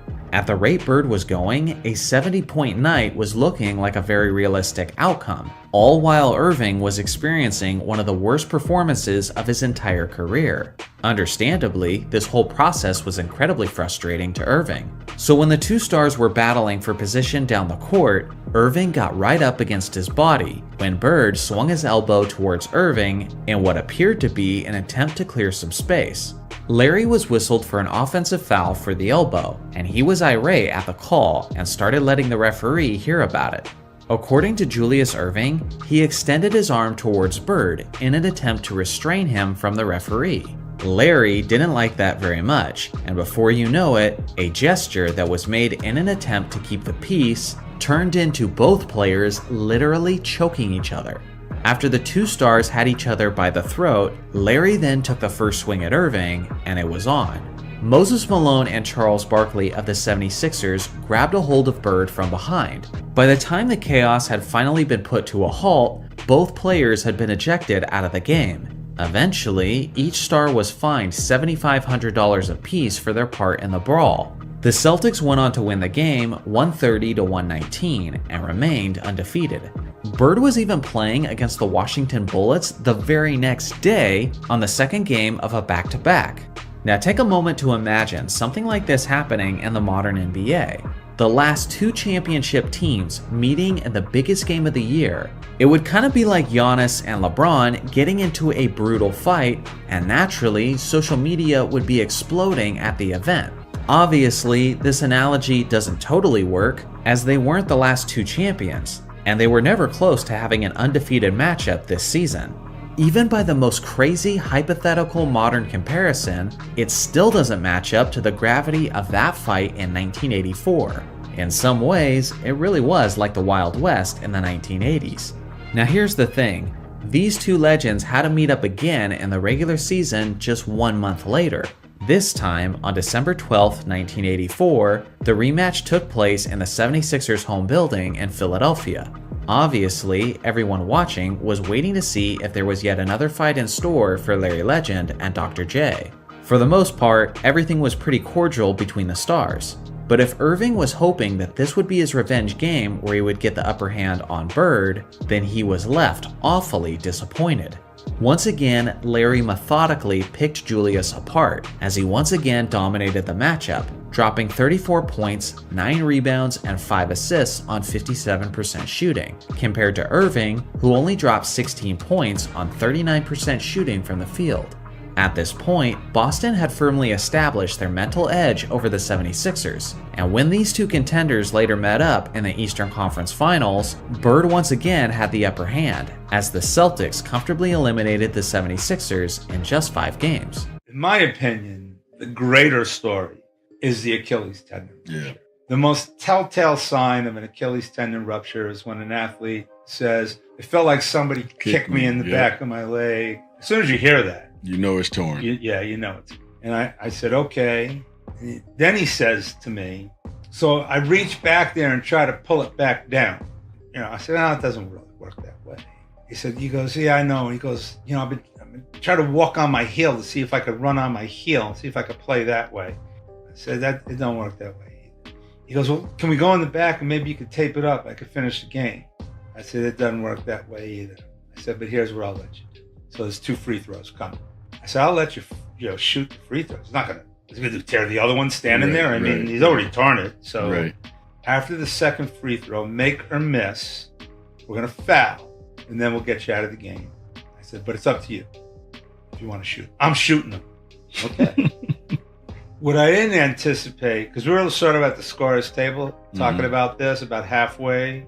Before I knew it, he was walking towards our bench, towards you. Well, he didn't need to make that walk, but he did, which means he had to walk all the way back. Yeah. Okay. So he's walking almost the length of the court, at least 2/3 of the court, on a ruptured Achilles, then walking back to shoot the free throws. With no assistance either. Nobody helping him. None. Then walked all the way back to the training room. And I've talked to him to this day, pretty much it was a shot at Paul Pierce. When he played, he walked Celtics, off, and was he wheelchaired he took off? a wheelchair off the court, and then came back and Right. kicked our tails the rest of the game. So that was the message that he was sending to everybody in the league, and it was sent loud and clear. The 2012-2013 Los Angeles Lakers, one of the most hyped teams of NBA history. Most of us have a general idea of how the story ends, but within that, there are many details that often get missed, and honestly, there's enough story in this season for there to be an entire documentary or an ESPN 30 for 30 on it. Alas, I'll do my best to tell the story of the 2013 Lakers and of Kobe's epic last stand. The Lakers were coming off of a disappointing 2011-2012 season that ended in the semifinals to the Oklahoma City Thunder. With their team growing older and no longer seen as legitimate title contenders, the Lakers were desperate to shake up their roster to return to title contention. The Lakers proceeded to make two major trades that offseason that left the NBA world stunned. First, the Lakers acquired future Hall of Famer Steve Nash for 4 future first-round draft picks. Nash was a passing wizard, but he was also in his late 30s and had been having off and on back problems the previous year. Regardless, LA fans were ecstatic with the acquisition. Next, the Lakers traded Andrew Bynum to land the big man, Dwight Howard. Dwight was already a 3-time Defensive Player of the Year and was widely considered as the top center in the NBA at this point. Howard was coming off of off-season back surgery though, and it was unclear how that might affect his performance. Even with some injury concerns, the Lakers were still one of the most hyped teams in the history of the NBA. With Steve Nash running the point, Kobe Bryant scoring, Metta World Peace shutting down the opponent defensively, and Pau Gasol and Dwight Howard dominating the paint, the Lakers seemed almost unstoppable. Many experts were predicting the Lakers to challenge the Bulls' 72-10 record, and a finals matchup with LeBron James and the Miami Heat almost seemed like a foregone conclusion. It was a very happy and exciting time in Los Angeles, that is, until the games actually started. Head coach of the Lakers, Mike Brown, was running the Princeton offense. It was an offense that obviously originated at Princeton University as early as the late 1930s. It's a system that relies heavily upon screens, motion passing, and backdoor cuts. It was an interesting strategy, considering that it was unfamiliar to veteran players and it was also so rarely seen in the NBA, but Mike Brown thought it would be the perfect system for this squad. Unfortunately, what seemed good in theory did not translate to the court, and LA started the preseason just 0-8. It was the preseason though, so the players downplayed those results in interviews. The real games began, and the Lakers started the regular season 1-4, and just like that, Mike Brown was fired. Now you know expectations are high when your brand new head coach only makes it 5 games into the season before he loses his job. The Lakers team had bigger issues though. They were slow, old, and clearly unhealthy. Dwight Howard's back surgery didn't allow him to have the same level of athleticism as before. Steve Nash had off and on injuries to go along with his ever-lingering back problems, and Metta World Peace was growing slower with age and was unable to stretch the floor on offense due to his inconsistent shooting. Assistant coach Bernie Bickerstaff took over as interim head coach, leading the Lakers to a 4-1 record during his short tenure. Meanwhile, the Lakers management searched for the head coach of the future. With the search underway, rumors began to swirl that a familiar face was the frontrunner for the position. 11-time NBA champion head coach Phil Jackson seemed to be a lock to land the job. Phil was initially offered the position, but asked the Lakers organization to give him the weekend to make his decision because he was unsure if he could make the commitment physically.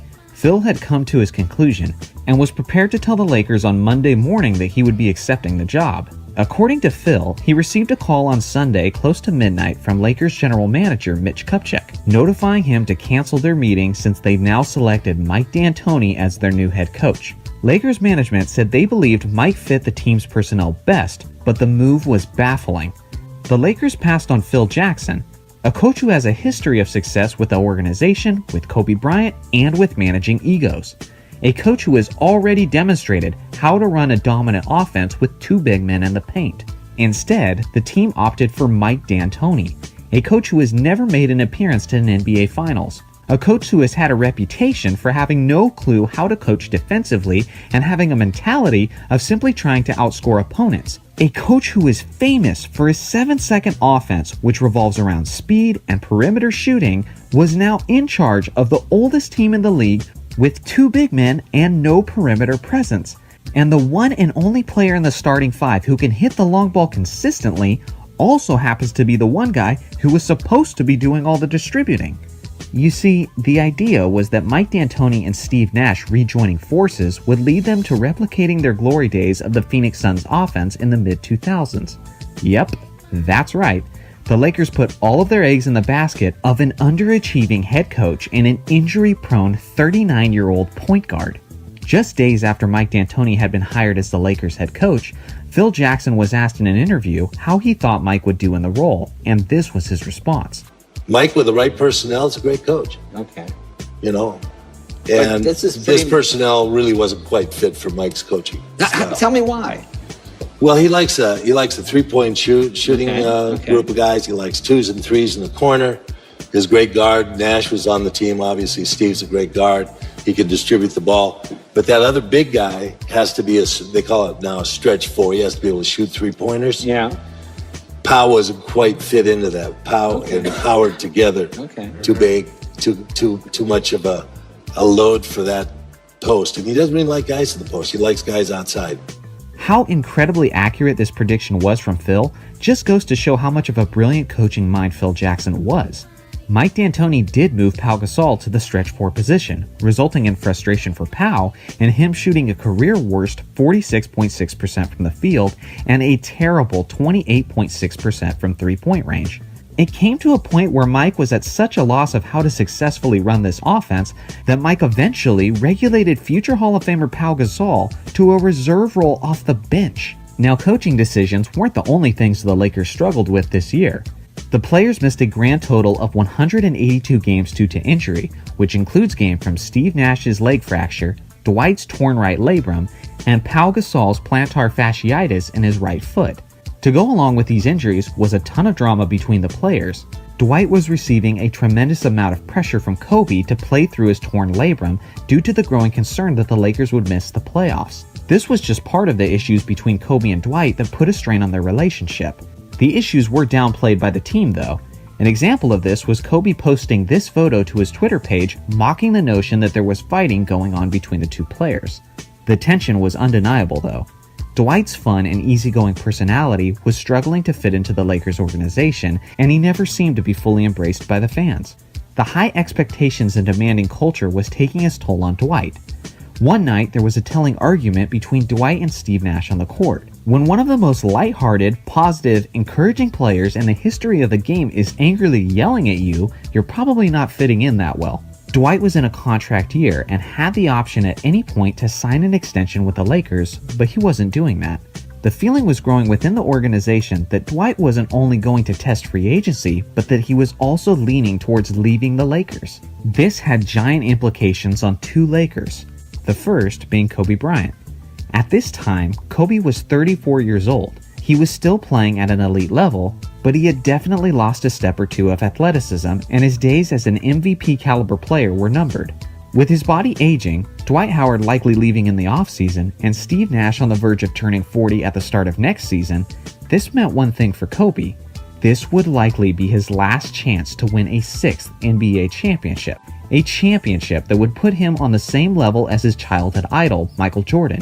A championship to put him ahead of Laker great Magic Johnson and finally solidify himself as the greatest Laker ever. Kobe knew this was his last chance, and Kobe played like it. Bryant was in the MVP conversation even though his star-studded team was floating around the 8th seed of the playoffs.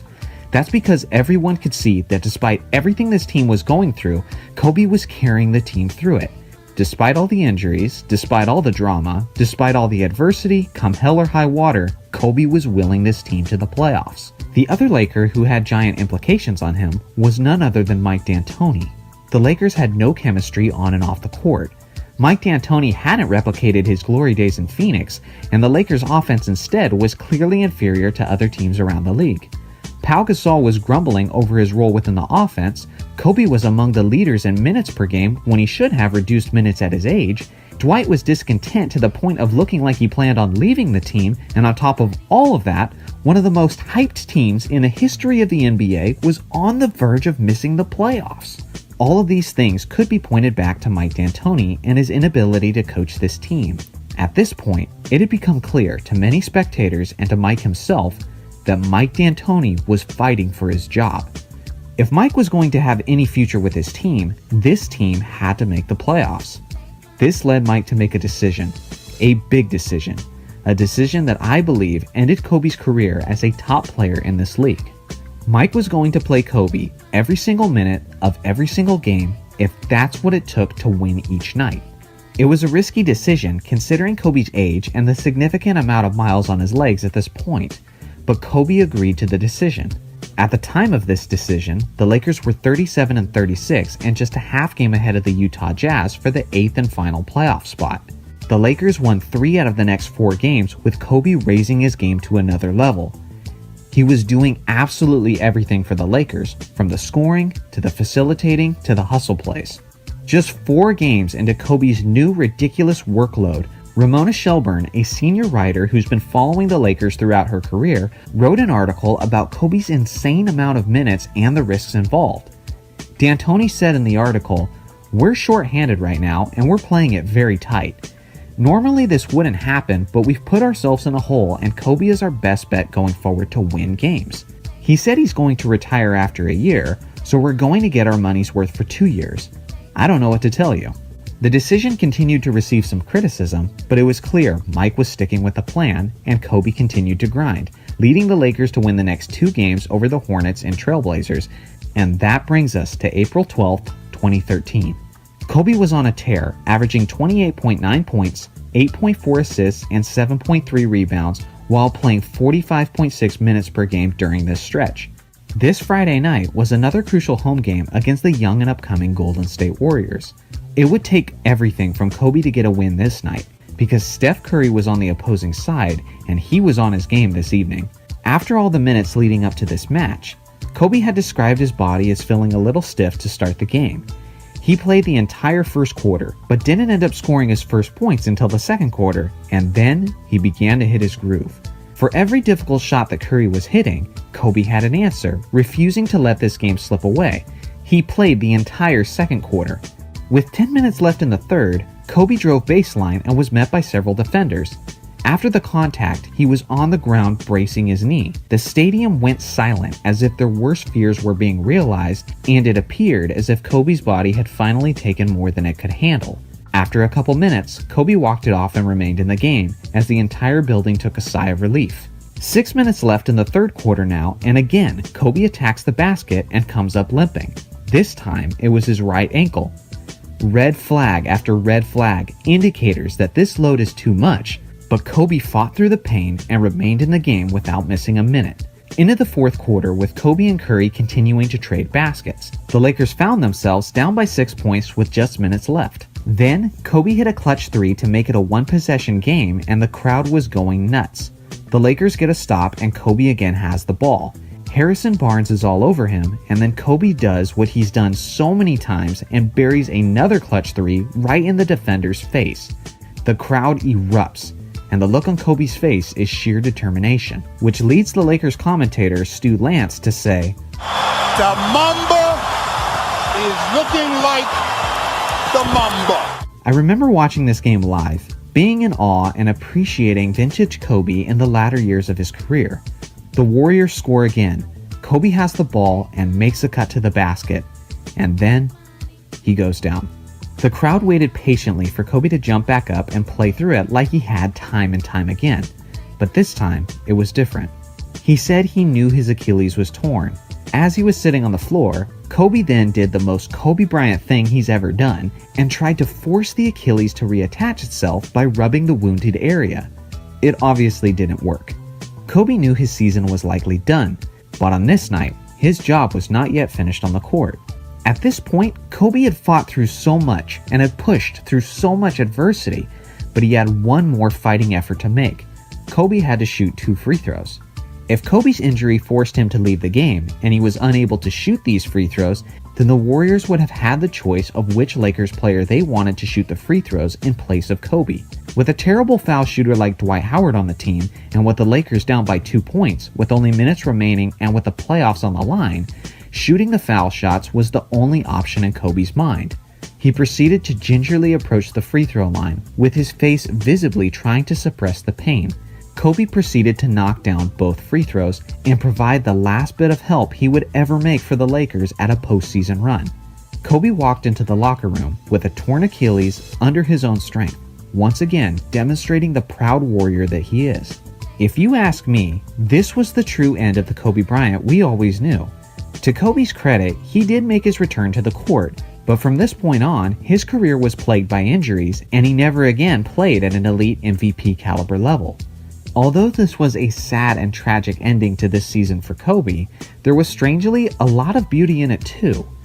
Kobe was always known as a warrior, and that's what he was this year as he carried the team and fought to the very end.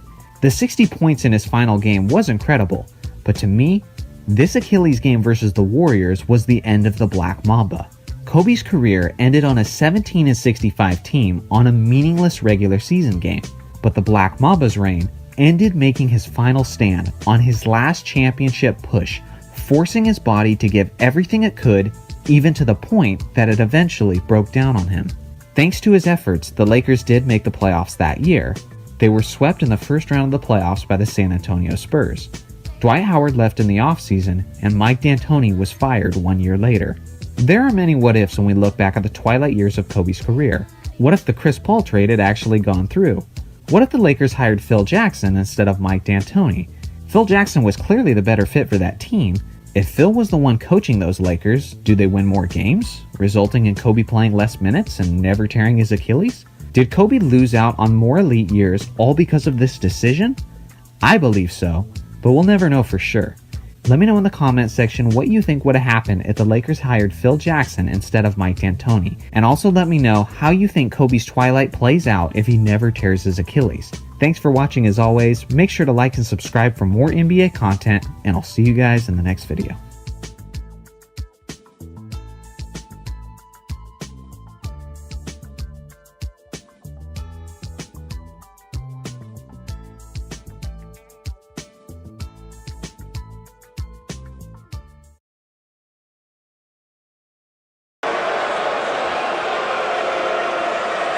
We've had to explain to our international audience that the boo is an American sign of respect. The NBA draft, where 30 organizations gathered to select teenagers we just got done betting on 3 months ago in March. That's basically all it really is. Sometimes they get these draft picks right. Other times they get them horribly wrong. Sometimes they just become the most mid pick ever. Can't say anything good or bad about them. Sorry, Turian, I use you as the face of average. At least you aren't this guy, the face of poverty. Well, let's go to the first thing I said, that sometimes they get these right. There's some teams that seem to never miss on their draft picks. Then there's other teams I think who haven't hit on a draft pick since Thomas Edison was alive. Sorry, Clipper fans. At least you guys drafted Blake Griffin 43 years ago now. Shout out Reggie Bullock though, honestly a good pick at 25. And no, they drafted Miles Bridges for the Hornets. If they kept Miles, I would have given him a break. Bar. Alright, but for real, every year in the NBA draft, there's good picks and then there's bad ones. We can literally go back a few years to prove this. I'm not going to go 23 because these guys just played about 70 games so far. I don't know. Let's go to 2020. Anthony Edwards, 1. Good pick. Killian Hayes, 7. Bad pick. LaMelo Ball, 3. Good pick. Poku, 17th. Bad pick. Tyrese Maxey, 21st. Good pick. RJ Hampton, 24th. Bad pick. You get it. Good picks, bad picks. It's pretty much that simple. So I had a question. Actually, 2 questions. Not that I'm an NBA GM or anything or trying to hate on Killian Hayes, but I think my 2-year-old cousin could read this and tell you how he's going to turn out. Good, but not an elite athlete. Lacks an explosive first step. He needs to bulk up his body. At times, he just plays too fast. Still learning some of the nuances of playing point guard. Tries to do too much too soon on offense. Has the tendency to force things. How do you read that and say, yeah, this is the guy I want to run my franchise for the next 20 years? Makes no sense. But my second question, since there's so many hits and misses in the NBA draft, what's the biggest hit at each spot for the NBA draft all time? So what did I do? I dug the internet, and then I dug some more, and I went through every single NBA draft to ever happen. I rewatched every single minute of every NBA draft ever. Not only did I watch the draft though, but I watched every player's pre-draft interview. I read every single player's draft scouting report. I reached out to every player ever's high school coach and did a 3-hour interview process to get a true evaluation of their skill set.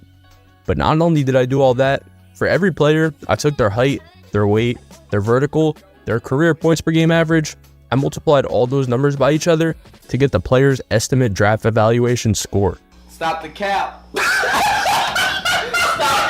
Alright, I just yapped for a minute. I did none of that. I don't even think pre-draft evaluation score is a real thing. Actually, I know it's not because I just came up with it 2 seconds ago. But even though I did cap about all that other stuff, I did do this.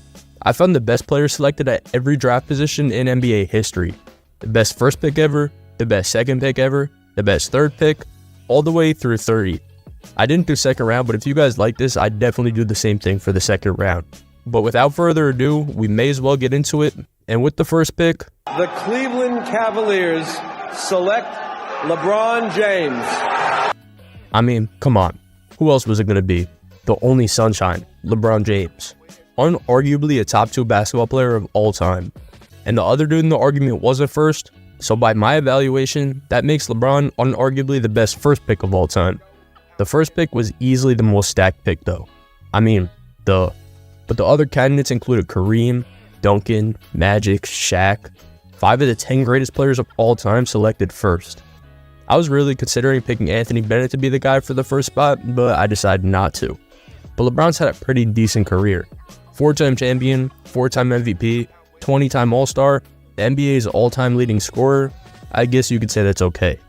But really, when LeBron was coming into the NBA, I'm not sure anyone has ever had the hype he did. The guy had a Sports Illustrated cover with the title Chosen One at like 17 years old. And it panned out. I don't care if you want to put on 1 or 2, but he's one of the 2 greatest players to ever pick up a basketball. Him and Jan Vesely.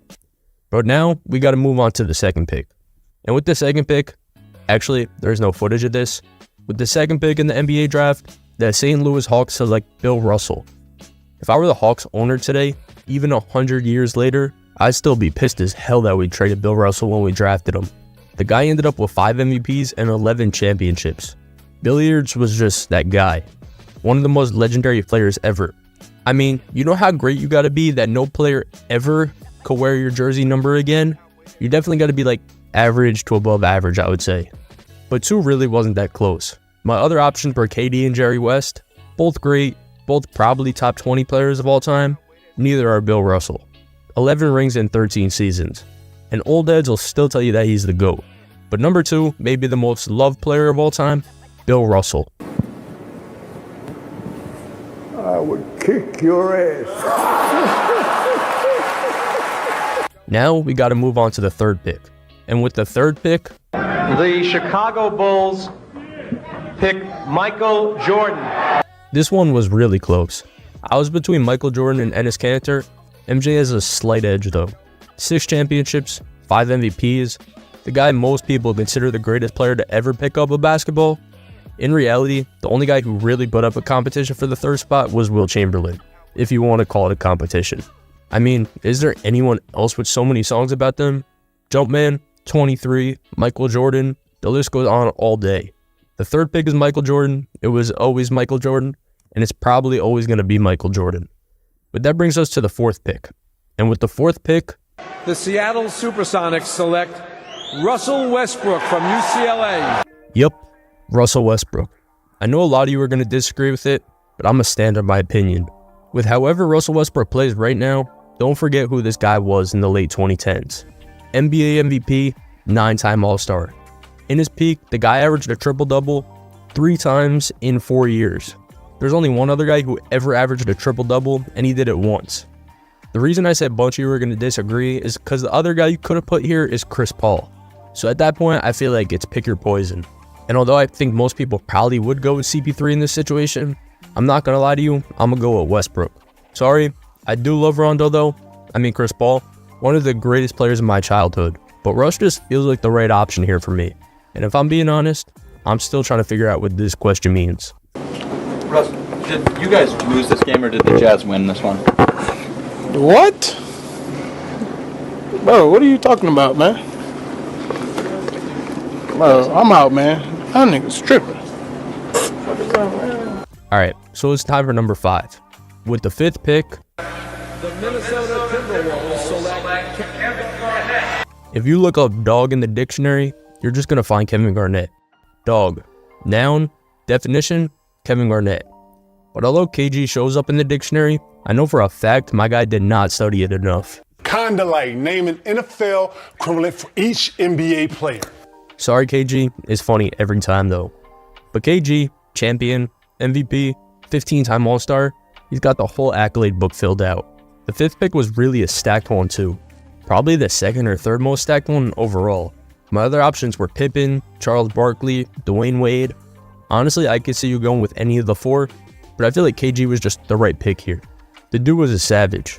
You guys still don't know what team I'm a fan of, but I'll give you one hint. Kevin Garnett used to torture my team when I was growing up. Made me hate the dude, but as I got older, I appreciated the greatness. But Kevin Garnett trying to get a drunk Paul Pierce to shut the hell up on a live stream in Vegas is still one of the funniest videos of last year. This is my girlfriend for the day. They got a website that you can hire a girlfriend for the day. Stop, man. And so I got a girlfriend. Stop, man. You can hire girlfriends for the day. Stop, man. I went on the website and I hired a girlfriend for the day. Look. Number 6. With the 6th pick, damn, can't find a video of this either. Well, with the 6th pick, the Boston Celtics select Larry Bird. How can I not find a Larry Bird draft video? That's crazy. It's not that long ago. Anyway, Larry Legend, arguably a top 5 player in hoops history. Definitely a top 10 player ever. 3-time champion, 3-time MVP, 12-time All-Star, and 100% as the coldest quote in NBA history. As far as playing, I don't care who guarded me. Red, yellow, black. I just didn't want a white guy guarding me, because it's disrespect to my game. That's hilarious. That's like Spider-Man saying he won't fight this Spider-Man from Spider-Man 3 because it's disrespectful to spiders. He needs to be fighting the Green Goblin, not this weak-ass Spider-Man. I know, it's Venom, but you get what I mean. But for Bird, there was no real competition for this pick. The next best player drafted 6 was Damian Lillard. He's a borderline top 50 player ever. Bird's borderline 5. So 6, the coldest shit talker of all time, Larry Bird. Larry Bird will tell you, I'm going to take you over to this corner, I'm going to dribble 2 times, I'm going to hit your ass in the face, and it bet not touch the rim. Then he said if it do, I'm going to come right back and do it again until it touch it. That's how Larry Bird used to get at. Wow. That's crazy. Yeah, Larry Bird was the coldest shit talker ever, man. Number 7. With the 7th pick, The Golden State Warriors select Stephen Curry from Davidson College. there wasn't really much competition for the 7th pick. Well, any for Curry. He's a top 15 player ever and maybe top 10. And honestly, I've seen a lot of people have him in their top 5. And everyone knows he's the guy that changed basketball forever. You can't do that anymore. You know why? Because I believe in 08, 09, or whenever that little light-skinned fucker came in the league, that's in Golden State, he changed that whole narrative. The greatest shooter ever, Steph Curry. A 4-time champion, 2-time MVP, 10-time All-Star as of right now. Definitely going to end with a lot more. But there's no really debating that Steph Curry belongs here. It was him or Killian Hayes. And yeah, I was tempted to go with Hayes, but I contained myself. And although most people like Steph Curry, there's definitely people who do hate Steph Curry. What NBA player infuriates you the most, and explain why? For me, Steph Curry because of his damn mouthpiece chewing and his baby face. Sorry for being too salty. Edit. More reasons to not like Curry. Edit 2. We must release all the hate people. Relax, bro. What did Curry do to you? Would he rob you or something? We must release all the hate people. My guy is fiending for some Curry negativity. Crazy. But number 7, the top 2 point guard of all time, Stephen Curry. But that would bring us to 8. And with the 8th pick, if we ain't getting a Larry Bird draft footage, we are definitely not getting draft footage for this dude. But with the 8th pick, the Golden State Warriors selected Robert Parrish. Yeah, the 8th pick was extremely weak, I can't lie. It was Parrish, Andre Miller, Sam Jones, and Franz Wagner. Actually, wait, Frank Ntilikina was the 8th pick. There we go. But for real, Parrish had a great career. 4-time champion, 9-time All-Star, the most games played in NBA history. That's gotta count for something. And apparently, everyone called Robert Parrish Slim. Honestly, that's a fire nickname if everyone's just calling you that. Number 8, Slim Parrish. But then we gotta go to pick number 9. And with the 9th pick, The Milwaukee Bucks select Dirk Nowitzki from Würzburg, Germany. if I were a Bucks fan, honestly, I'd think about the Dirk trade every day. Dirk is literally an NBA franchise. The Texas teams are the Spurs, Rockets, and Dirk. That could have been you guys, Milwaukee, but now you got Giannis, so I guess it is what it is. But Dirk Nowitzki, NBA champion, NBA MVP, 14-time All-Star. One of the greatest power forwards in the history of the sport. Probably the most patent move in basketball history. If they ever changed the logo, low-key, it's gotta be the Dirk fade. Well, for Dirk, it wasn't that close who else was gonna be 9th. The other options were John Havlicek and T-Mac. But Dirk's the obvious choice of the 3. Or, I was thinking of giving it to Kevin Knox because of the draft day suit. But yeah, the face of the Dallas Mavericks franchise. A player that no one hates. Number 9, some random dude from the Cleveland show. Dirk Nowitzki. English is not my first language. What is this dork? It means handsome. Oh, thank you. Shaq's in trouble. Shaq, wish yourself out of there. For the last time, Dirk, Kazam was not real. But it seems so real. Okay, so now we're looking at number 10. And with the 10th pick, I can assure you on everything I love, we're not getting a video of this one. With the 10th pick, the New York Knicks select Willis Reed. The 10th pick was up in the air for 2 players. It was between Willis Reed and Paul Pierce. Also, shout out to Paul George, he might get here one day, but for now it's still Willis Reed. A 2-time champion, an MVP, a 7-time All-Star. That MVP is the thing that put him over the edge for Pierce for me. Every time I hear Willis Reed's name though, I think of this. Or when Willis Reed stood so tall, playing D with desire, it's basketball. No joke, that's pretty easily the most legendary 2K intro of all time. Maybe the most legendary 2K song of all time. I need you guys to answer the age-old question though. Who's got the better version? Curtis Blow or Bow Wow? That's tough. Off topic though, number 10, Willis Reed from the New York Knicks. The guy who somehow played a finals game on one leg. I think we see Willis coming out. Here comes Willis. And the crowd is going wild. Garnett to Reed on the forecourt. Right side from 20. Jumps. Yes. Willis has hit on his first. Alright, so now we're moving on.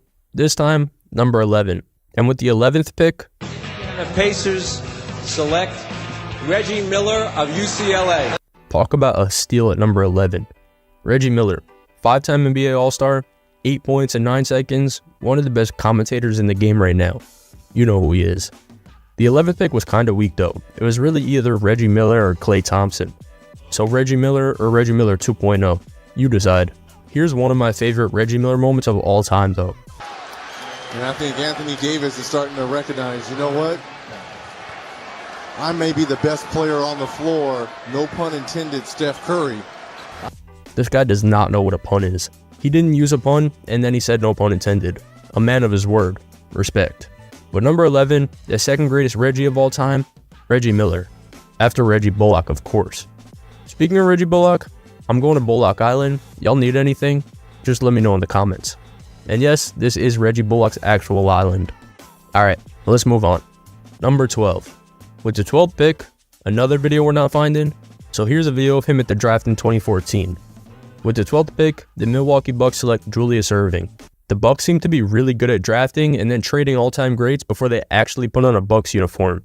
But besides Dr. J, the 12th pick was pretty easily the most mid pick of this video so far. My other options were basically Halliburton and Thaddeus Young.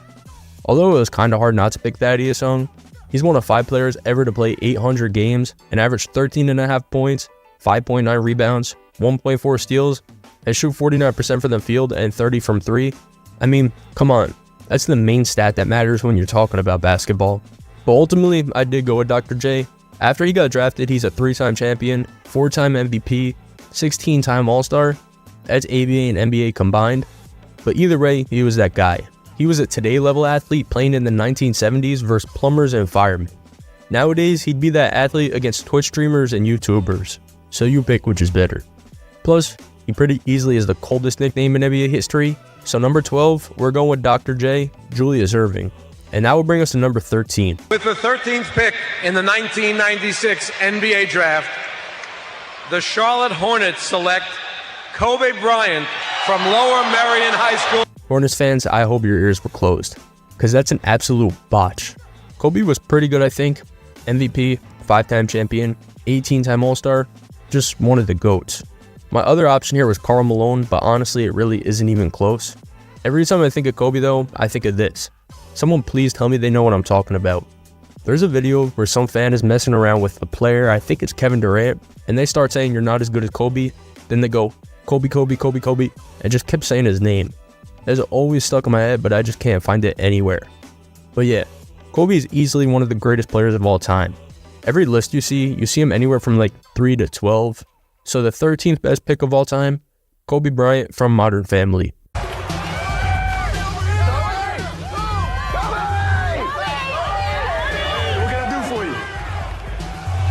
Being a basketball player? Serious? I choked. I didn't think you'd look up here at me. No preparation next time. It's a mental game. Duly noted. All right. Now we're looking at the 14th pick. With the 14th pick, man, I'm struggling to find some of these picks videos. But with the 14th pick, the Portland Trailblazers select Clyde Drexler. I talked about good nicknames. Imagine everyone called you Clyde the Glide. That's fire. But the 14th pick was actually a really good one. Clyde did have some competition. Tim Hardaway, Peja Stojakovic, 3 great players really. But ultimately, I decided Clyde's the best of the 3. And I'm pretty confident in that pick.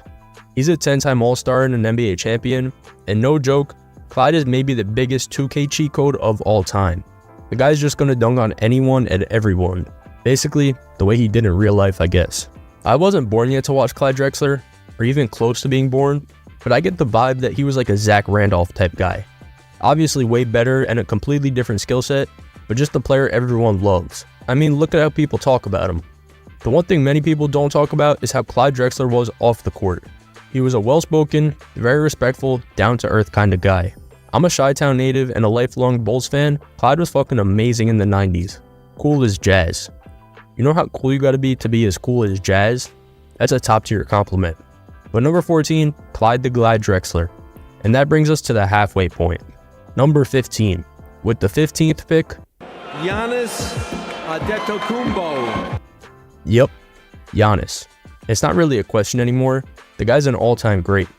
He's a 2-time MVP, an NBA champion, an 8-time All-Star already. I mean, he's this young doing this. Well, he is 29 now. Unk's pushing 50. But he's still got some time left. The 15th pick was easily one of the most stacked of the whole video. 3 all-time greats. Giannis, Nash, and Kawhi. Honestly, this is a really close race between all 3 of them, but I think it's Giannis. Although, he did do this the other day. Come on, Giannis. You're better than that. But if you don't like watching Giannis play defense, you're crazy. Unless it's against your favorite team, then I get it. But speaking of Giannis and the Bucks, I gotta show the most insane Reddit post of all time. I just found out that my Milwaukee Bucks won an NBA championship, and I cannot contain my excitement. Hey all, Craig here. I used to relatively frequent Milwaukee Bucks and NBA shitposter back in the day, spreading the good word of my favorite NBA player, Malcolm Brogdon. Insane start already. A few years back, I took a backpacking trip through Eastern Europe and admittedly made some poor decisions which led to an extended stay in a Russian prison. Recently, I was released and was able to make my way back to my friend's place in Munich, who's been debriefing me on some pop culture events that I missed while worked towards rebuilding my life. Side note, Shazam's my favorite superhero, and I can't wait to watch both his movies. I know nothing about the current state of the NBA, just that my Bucks won a title. How's the league looking? Any up-and-comers? New strong teams? Exciting storylines? Insane posts for so many reasons, but makes me laugh every single time. So funny. But number 15, Giannis Antetokounmpo, one of the bigger draft day steals in the past 15 years. Probably second. But that brings us to the latter half of the draft. And with the 16th pick, The Utah Jazz select John Stockton of Gonzaga University. what's that one guy say? Little Johnny Stockton? Little John Stockton, you little John Johnny Stockton. That's it. But yeah, John Stockton, the NBA's all-time leading assister and stealer. 10-time NBA All-Star. The guy's one of the most elite point guards of all time. Stockton didn't really have much competition. Not that these guys are bad, but they aren't Stockton. Although I do love Meta World Peace, but then we're looking at Vooch and Hito Turkoglu, but they're not Stockton. And you know what they say about Stockton? He's the definition of longevity. More games missed than LeBron, playoffs missed, shortened seasons, and swept in the playoffs more times. The best to ever do it, Little Johnny Stockton. Little John Stockton, Little John Johnny Stockton. Alright, number 17. With the 17th pick, The Seattle Supersonics select Sean Kemp from Trinity Valley, Texas. Sean Kemp had a really solid NBA career. He's a 6-time All-Star. The 17th pick wasn't great. I mean, it wasn't awful. We're looking at Sean Kemp, Jermaine O'Neal, Drew Holiday. I feel like 3 All-NBA second teams, though, deserves the spot out of these guys. Plus, the fact that he versed Michael Jordan in the finals baked out of his mind, shout out to him for that. If Kemp played in the Twitter era, I promise he'd have a new highlight video on a house of highlights every single night. And although he wasn't Gary Payton, of course, he was always his Robin, and they made the finals, so you can't complain about that. Although, try and take a guess who Sean Kemp's favorite player in today's NBA is and the guy he sees himself in. I'll give you a minute. Alright, ready? I know for a fact you didn't get it, because it's Fred VanVleet. My favorite player to watch is Fred VanVleet. He's a difference maker. I look at him as myself when I came in. How? That's a 17th pick power forward versus an undrafted point guard. I don't know. But 17 is Sean Kemp, which means we got to move on to number 18. And with the 18th pick, The Detroit Pistons select Joe Dumars of McNeese State. getting a guy who could be your second best player on multiple championship teams doesn't really happen often at 18. Dumars is a 2-time champion, a 6-time All-Star, and yeah, he was always Isaiah Thomas's right-hand man. But who cares if you're winning rings? It was really between Joe Dumars and Mark Jackson with the 18th pick, but with all due respect, I had to go Dumars. I'm shocked you downplayed Savannah. He said she was all city. James again from downtown. And I'd hit out the park, no question, with all due respect. The most disrespectful with all due respect of all time. But now, number 19. And with the 19th pick, I'll let you know right now we are not getting this footage. So with the 19th pick, the Cincinnati Royals select Nate Tiny Archibald. But Tiny was actually great. This is a steal at 19. Well, I guess all these guys are going to be steals from here on out, but you know what I mean. Tiny was a 6-time All-Star, an NBA champion. I do want to give a shout out to Zebo, the Junkyard Dog. Also picked at 19, one of my favorite players of all time. But Tiny led the NBA in points and assists in the same season. That's just stupid when you think about it. Why we call this dude Tiny though? He was 6'1". I'm out here struggling at 5'10". Anyway, number 19, Nate Tiny Archibald. And that brings us to 20. With the 20th pick, Phoenix Suns select Larry Nance, Sr. from the University of Wyoming. Yeah, that's the closest we're getting to finding that footage. But Larry Nance, 3-time NBA All-Star, it was either him or Ilgauskas, and I think Larry Nance pretty easily gets that edge. No joke though, my guy has the craziest picture in NBA history. What is going on here? Either there's no way he finished this or they just told him to jump straight up for the picture. He's straight up parallel with the backboard. But although it's kind of hard to find Larry Nance Sr. footage, ESPN did give Larry Nance Jr. the greatest edit of all time. And yes, this is a real edit that ESPN posted. Nance left wide open, goes inside! Alright, pick 21. With the 21st pick, The Phoenix Suns select Rajon Rondo from the University of Kentucky. imagine trading one of the best passers ever before he even played, while you have Steve Nash who he could have learned under. Damn, what could have been? I mean, the guy ended up becoming so influential, rappers literally named themselves after him. Rondo number 9, Rondo. Rondo was just awesome to watch play basketball. Although, he may have the weirdest game day ritual of all time. 5 showers on a game day, drink 5 bottles of water on the way to the game, and put a tube of Carmex in his sock. Weird. But either way, Rondo, 2-time champion, 4-time All-Star, the greatest player ever picked 21st. My favorite point guard, Chris Paul. Gosh, my favorite point guard, Chris Paul, man. Chris Paul, man. What's up, man? Who? You ain't Chris Paul? Nah, who are you? Oh, you ain't Chris? Oh, you wrong person? Now we got the 22nd pick. With the 22nd pick, $20 goes to whoever can find this footage.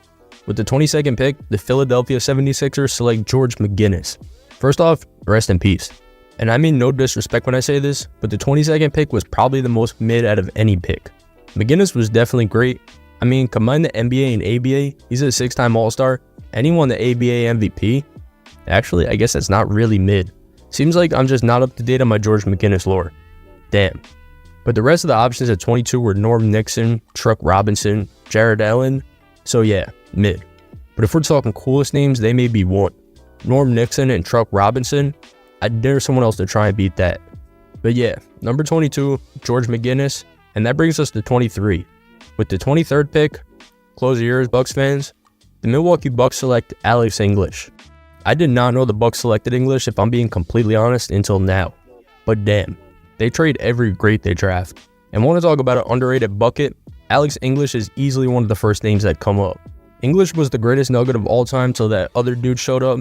What's his name again? Bane, I think? The Penguin? Catwoman? I don't know. I just know it's a Batman villain. But for English, a couple years ago with COVID, my guy was trying to come out of retirement. Would have pulled an Uncle Drew, I'm not even gonna lie. English and Jokic together would have been unstoppable. But number 23, the most honest man of basketball, Alex English. Have you ever dunked on like Larry Bird and Michael Jordan? No. Now we're looking at 24. With the 24th pick, The Memphis Grizzlies select Kyle Lowry of Villanova University. Kyle Lowry, probably the greatest Raptor of all time. An NBA champion, a 6-time All-Star. This was a really close race between two people for the 24th pick. Actually, I had Latrell Sprewell until about 30 seconds ago, but then I changed my mind. Lowry just feels like a safer pick here. And I know the jokes you want me to make about Kyle Lowry, I'm not doing it. Nope, but I will show this tweet. Kyle Lowry has a ring and a fat ass. A lot of you bitches can't relate. Insane. But Lowry really, I feel like no one dislikes Kyle Lowry. I mean, who else is taking charges in the All-Star game?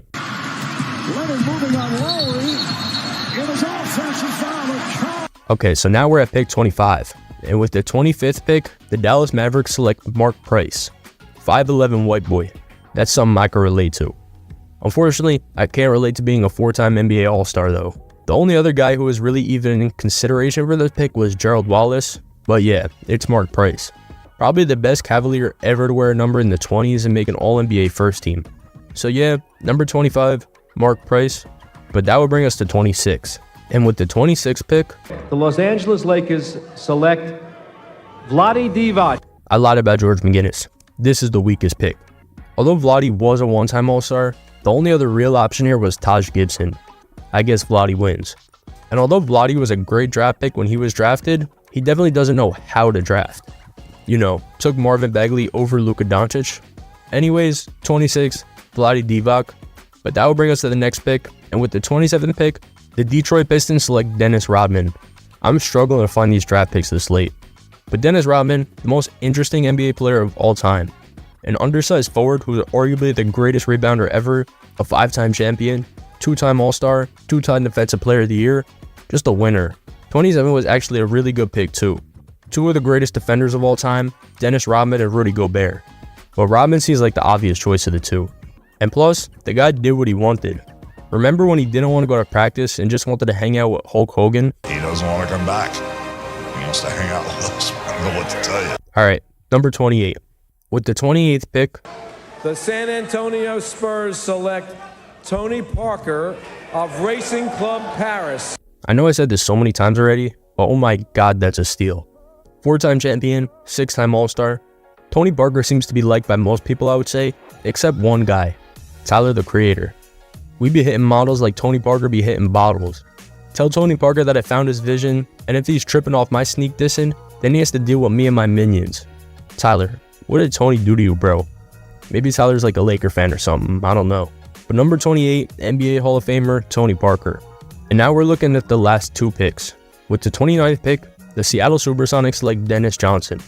Dennis Johnson is a 3-time NBA champion, 5-time All-Star, so a pretty good resume if I had to say. It was pretty much Dennis Johnson, DeJounte Murray, or Tony Kukoc.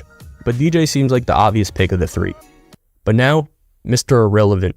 With the 30th pick, The Chicago Bulls select Jimmy Butler from Marquette University. Jimmy Buckets, the last pick of the first round. 6-time NBA All-Star, leads the Heat to the Eastern Conference Finals every single year somehow. Remember that time he was on the Wolves and he hated being there though? Jimmy Butler gives Wolves a list of 29 preferred trade destinations. My guy was desperate to get out of there. But yeah, 30, Jimmy Butler. And that's the entire draft, 1 through 30. The greatest pick at each position. Did I botch any of these, get any wrong, or did I shoot 30 for 30, ESPN style? Let me know. If you're still here, you may as well subscribe. New video coming ASAP. See you guys then.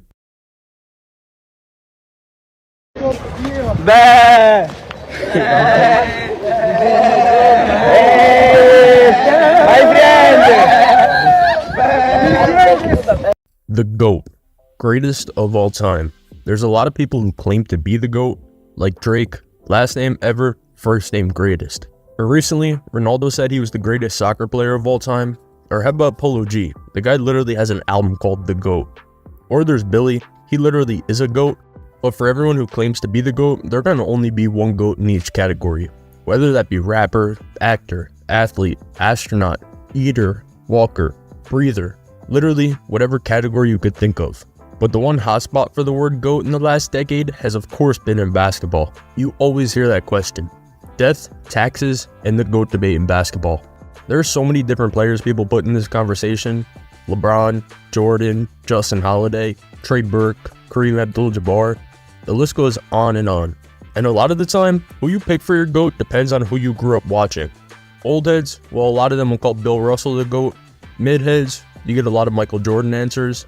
The youngins always say LeBron or Kobe as their picks. But I wanted to figure it out once and for all. Who really is the GOAT of basketball? For my last video, I did this for current players, and a lot of you seem to really like it, so I decided, why not do this for the GOAT debate too? So here's what I did. I went on the internet. First, I did what I always do. I watched 10 hours of the most iconic vines till my favorite vine of all time came up. We all die. You either kill yourself or get killed. What you gonna do? What you gonna do? Alright, once the 10 hours of vines were up, I decided to finally get started on this video. What I did, I dug deep into the trenches of the internet. My goal, find 50 lists people have made of the greatest players of all time. If you've seen a list of the greatest players of all time relatively recently, Google, TikTok, Twitter, YouTube, LinkedIn, eBay, Zelle, it was probably taken into consideration for this video. The stipulation though, the list had to be made within the last year. After the Nuggets won the championship actually, I wanted it to be semi-updated. But then what I did when I got all the list, I took them all and averaged the players' placements. I wanted to see, really, as a collective, who do we believe the greatest players of all time are? When I did this for current players, I did the top 20 players in the NBA. For this, it's actually the top 23 players of all time. I did this because my favorite player of all time, Alan Crabb, wore 23. Alright, not actually. I did this because 23 players have an average ranking that ended up being under 20. So I wanted to include them just to show how close they really were. But right here, here's the list of the 23 greatest players to ever pick up a basketball. And the guy who just made the cut, just barely, 23rd, Nikola Jokic. An average placement of 19.9. You see what I mean? 19.9. I couldn't leave him off the list. Wouldn't be fair. But I'm glad Joker made the list. Very deserving. An NBA champion, 2-time MVP, probably going to be a 3-time MVP in 2 months or so. Jokic definitely needed to be on this list. Apparently, people call Jokic Cookie Monster though. There's just no way. That's a nickname listed on Basketball Reference. No one's out here calling Jokic Cookie Monster. Yo, I don't know how they're going to stop the Nuggets when Jamal Murray and Cookie Monster are out there together. Get the hell out of here. No one's saying that. I'm not kidding though. The other night, this guy threw one of the most absurd passes I've ever seen in my life. Got 13. His season high. Are you serious, man? I don't even think he looked at it once.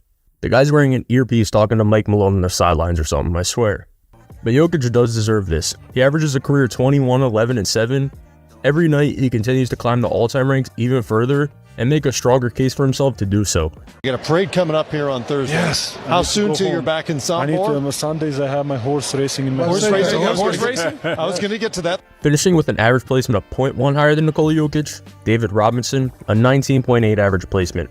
I mean, come on, the Admiral had to be here. He's a legend. Averages a career 21, 11, and 3 blocks. One of the greatest shot blockers of all time. The guy averaged 3.9 blocks per game in his rookie season. Just stupid. Although I do know someone else who's probably going to do that. Both Spurs, no bad blood there. But David Robinson's accolades are stacked. 2-time MVP, NBA champion, 10-time All-Star, a Defensive Player of the Year. This guy was completely dominant on both sides of the ball. Every time I think of David Robinson though, I think of this.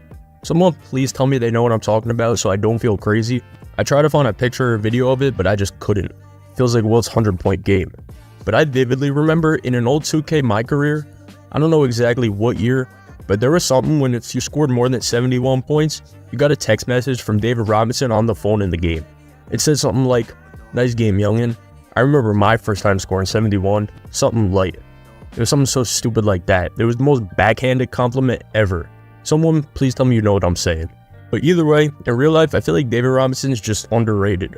He's one of the last guys you want to play on a night-to-night basis. He was just going to play physical every night. He was stupidly strong for no reason. That dude literally came from the Navy. If I had to pick an NBA player to be my teammate in a tag team fight, David Robinson's my guy. Actually, wait, no. James Johnson's my guy.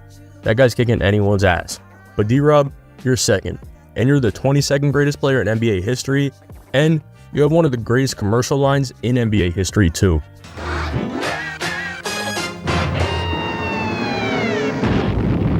Who could that be?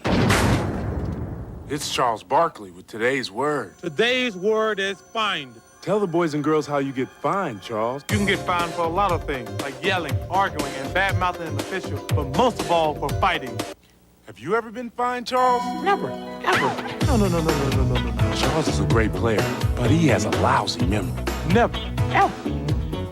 Actually, speaking of Chuck, this is a good time to mention it now.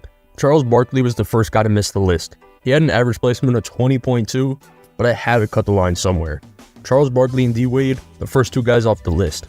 They both just barely missed each. But we gotta move on. The 21st greatest player of all time, Giannis Antetokounmpo, an average placement of 19.6. I can personally say, I know this isn't my list, and I know you guys don't care what I have to say, but I actually do agree with these. Comparing Jokic to Giannis, I think Jokic is the better player right now, but I would give the edge to Giannis all time. Not edge, I hear you. I give the upper hand to Giannis. Better? It's crazy though. Giannis is one of the most hated players in the NBA right now, which is weird, because it seems like this guy's one of the most likable. Not that I know this guy personally, but how do you hate on someone who celebrates by saying this? So what's it feel like to finally win this thing? Winner, chicken dinner. No. This guy just wants to celebrate with some Raising Cane's. Actually, I need some Cane's right now if I'm being real. But right now, Giannis averages a career 23, 10, and 5. He's an NBA champion, a two-time MVP, a Defensive Player of the Year. He's arguably a top 10 defender of the last decade. He leads the Bucks in like every all-time category. He really just changed the trajectory of the Bucks franchise. They used to be a Brandon Jennings franchise. That's not a shot at Brandon Jennings, one of my favorite players of all time. That 55-point game his rookie season, special stuff. But it's a difference when you go from a Brandon Jennings franchise to a Giannis Antetokounmpo's. It brings you a championship ring. Although, Giannis isn't doing this, I can't lie. Longley in for Jennings. Alright, now we're in the top 20. And number 20 ended up being Karl Malone. 20? Malone? That seems a little high for him. An average placement of 18.2. Some would say 18.2 is about 5.2 too high for Malone. I'm not a big fan of this guy if I'm being honest. I don't care how good he is at basketball. 20 and 13 doesn't sit right with me. So quickly, I'll read his career numbers and accolades, then move on. 2-time MVP, 14-time All-Star, 3rd all-time in scoring, a career average of 25 and 10. He's phenomenal at the sport of basketball, but screw that guy. I don't know how the NBA still celebrates him. But 19. This is the Malone we rock with where I'm from. In the trenches of the suburbs where I'm from. What the trenches are? I've heard of them. Yeah. I grew up in a suburb. We never. Yeah, like if your mom picks you up from the gang, it's not really. Exactly. Right. And then she offers a ride to everybody else. Do you need a ride home, Riley? Oh, your mother's coming? She's a sweetheart. Fucking mom, stop, dude. Mom, stop. Mom, we call him fucking Gunner. We rock with Moses Malone for sure. Unless he has some cases I don't know about, then we don't. But as far as I know, Moses is chilling. I'll live and die on this hill. Moses Malone is one of the most underrated players to ever pick up a basketball. 19 is way too low, but this isn't my list, so what am I going to do? But Moses Malone, an NBA champion, a 3-time MVP, a 12-time All-Star, a 6-time rebounding champion, his career averages are 21 points and 12 rebounds, and although his numbers don't blow you away, it was the guy's peak that was so elite. 31 points per game and 15 rebounds. Ready for this though? The most offensive rebounds in NBA history. Moses Malone, 6,731. Second place isn't even close. Also, shout out to Andre Drummond for finding himself on this list. But the other day I saw a tweet, it said, "What's the biggest what if in Philly sports history?" Someone replied, "What if Joel Embiid had the heart of Moses Malone? Judge a lie who smells, judge a lie who smells." Come on, man. First, insane Embiid stray. Second, you need a heart transplant for that, buddy. So nice try. But number 19, I mean, who else is doing this? Let him cook now. Let him cook. I said let him cook.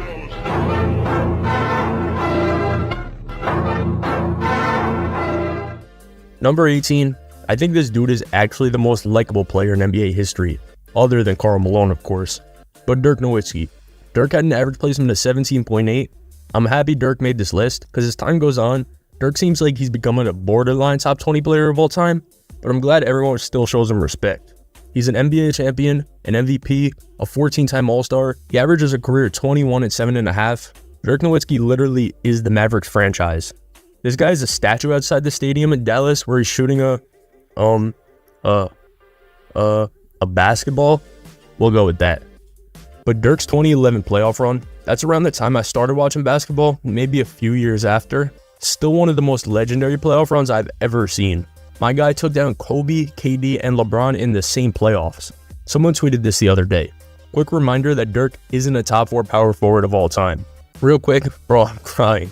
Why didn't they use a real picture for Dave the Busher? Had to use a 2K headshot. That's crazy.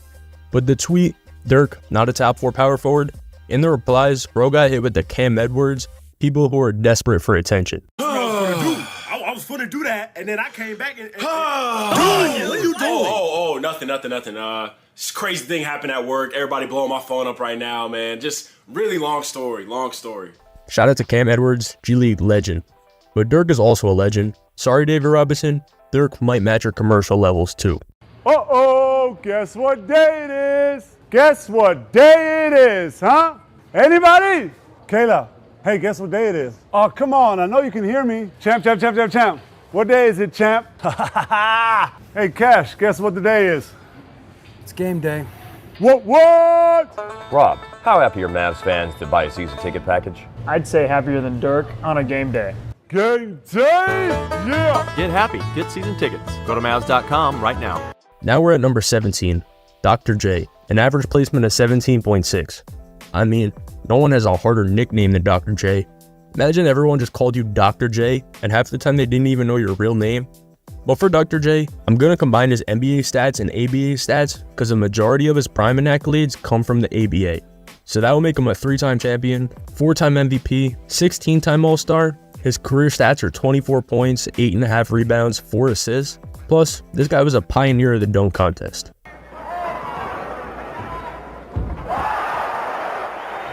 Dr. J, my guy. If you did that in the dunk contest today, actually, who am I kidding? You'd win. The dunk contest was trash this year. In his prime though, Dr. J was averaging 30 and 12. Imagine we all called him Little Hawk though. Why are everyone's basketball references nicknames so dumb? But for Dr. J, you know how good you gotta be to tweet out a picture versus Kareem Abdul-Jabbar and caption it, "There was no stopping me during this game of the NBA Finals in 1980. Nah, but he isn't wrong. The highlights this guy has, most NBA players' highlights from the 80s is like a dribble. Dr. J's highlights would still be highlights today. It's 89-84. Sixers, and they get inside. Unbelievable. Julius Erving. Number 16, the biggest dog of all dogs, Kevin Garnett, an average placement of 17.1. One time I showed KG something he couldn't have, bro was not having it. How the fuck would you show me something if I couldn't have it? KG's a legend, he's a champion, an MVP, a 15-time All-Star, a Defensive Player of the Year, a 4-time rebound champion. This guy's accolades just go on and on. We'd be here all day if I went through all of them, but he does have a career average of 18 and 10, which is kind of deceiving because so many veteran years to end his career, but there's no denying what Kevin Garnett did. He's one of the toughest players in NBA history. This is a guy nobody felt like versing, probably ever. But as much as I love KG and as good as he was, he has, and I mean pretty easily, one of my favorite clips in NBA history. Hey, here we go, kinda like naming NFL equivalent for each NBA player. Let me see. Now we're looking at the top 15 NBA players of all time. Number 15, Jerry West, an average placement of 17 exactly. I think sometimes we don't think of Jerry West as how good he actually was.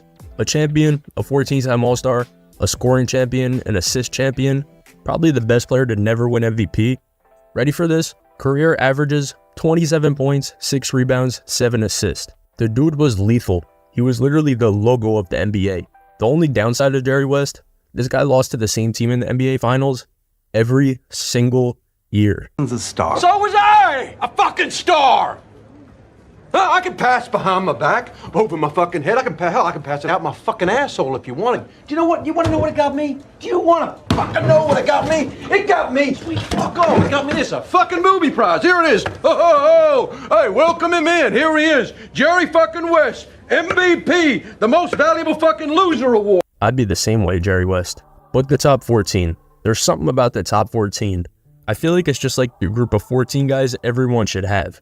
This isn't the exact order I'd put them in, but it's the exact same 14. But number 14 himself, Oscar Robertson, an average placement of 14.6. Oscar Robertson, for you youngins, this was Russell Westbrook before Russell Westbrook. Career averages of 26, 7.5, and 9.5. He was the only guy to average a triple-double in a season before Russ did it like 78 times. But Oscar's an MVP, a champion, a 12-time All-Star, a 6-time assist leader. I mean, this dude was just lethal at everything on the floor. Phil Jackson has one of the best quotes ever about Oscar. If Oscar played today, he'd probably average 15 points, 5 rebounds, and 6 assists. But that's only because he's 70 years old. Alright, Phil Jack, I hate to break this to you. 70-year-old Oscar is Tony Snell out there. Zeros across the board. Honestly, Oscar's 85 right now though. He's probably cooking me in a 1v1, I can't even lie. But really, Oscar Robertson is one of the most elite players of all time. But that's back in the 70s.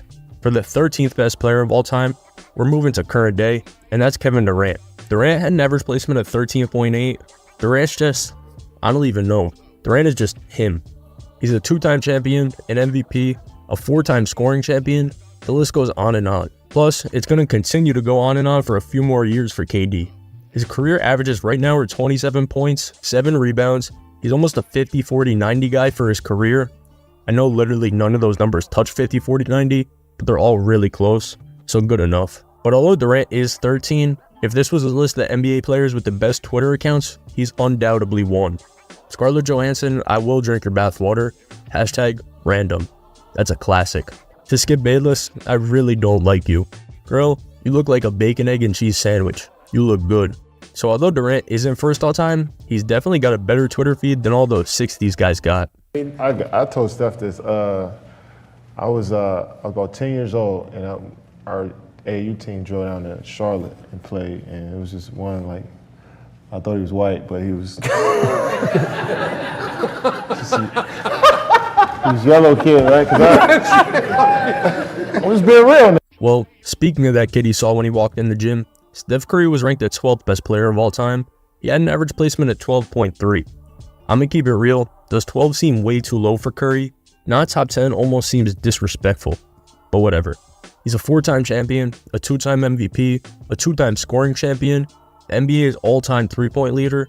He's pretty easily the greatest shooter of all time. Averages a career of 25 and 6.5, and he's also the NBA's all-time free throw percent leader, 91%. This guy changed the NBA whether you like it or not, even though there's some people out there who don't like it. Fuck Steph Curry, fuck Steph Curry, fuck Steph Curry. Lil Boom was insane for this song. Saying fuck Steph Curry is fine, I guess, whatever, but this line is crazy. His daughter looked like a mutt, and his son ugly as fuck. Come on, Lil Boom. They're like 6, but whatever. Steph Curry has taken the NBA by storm over the last decade. Everyone wants to play like Steph Curry. His ability to pull up from 40 feet is unmatched. And old heads, they don't like Curry, but personally, I don't understand how you don't like watching Steph Curry. This guy runs around like he's Marshawn Lynch finding gaps and then pulls up from deep and then just runs away. Number 11, an average placement of 11.5, Hakeem Olajuwon. Hakeem was unstoppable. He'd probably have like 4 rings if it wasn't for that dude in Chicago. Yeah, I'm talking about Alex Caruso. But either way, he's still a 2-time champion, an MVP, a 12-time All-Star, a 2-time Defensive Player of the Year, 3-time rebound leader, 2-time block leader. One of the best defenders in the history of basketball. A career average of 22 points per game, 11 rebounds, and 3 blocks. Plus, he's the NBA's all-time leader in blocks. Hakeem's one of the weirdest players to rank, because if you love defense, then those people are going to rank him at like 5. But then other than that, there's times people have him at like 15. But either way, he's arguably the best defender in the sport's history, and unarguably, he's one of the best players in the sport's history. Olajuwon, another motherfucker that talk shit to you. Yeah, Olajuwon would do some shit like take his mouthpiece out and say, I'm hitting him with lateral movement. He can't do anything. You're like, how do I even respond to that? Like, you hitting him with lateral movement. Like, yeah. Now we're looking at the top 10. The 10 greatest players in the history of basketball. Number 10, Tim Duncan, an average placement at 8.3. One thing Tim Duncan knew how to do, win basketball games. He's a 5-time champion, a 2-time MVP, a 15-time All-Star, career averages of 19 and 11.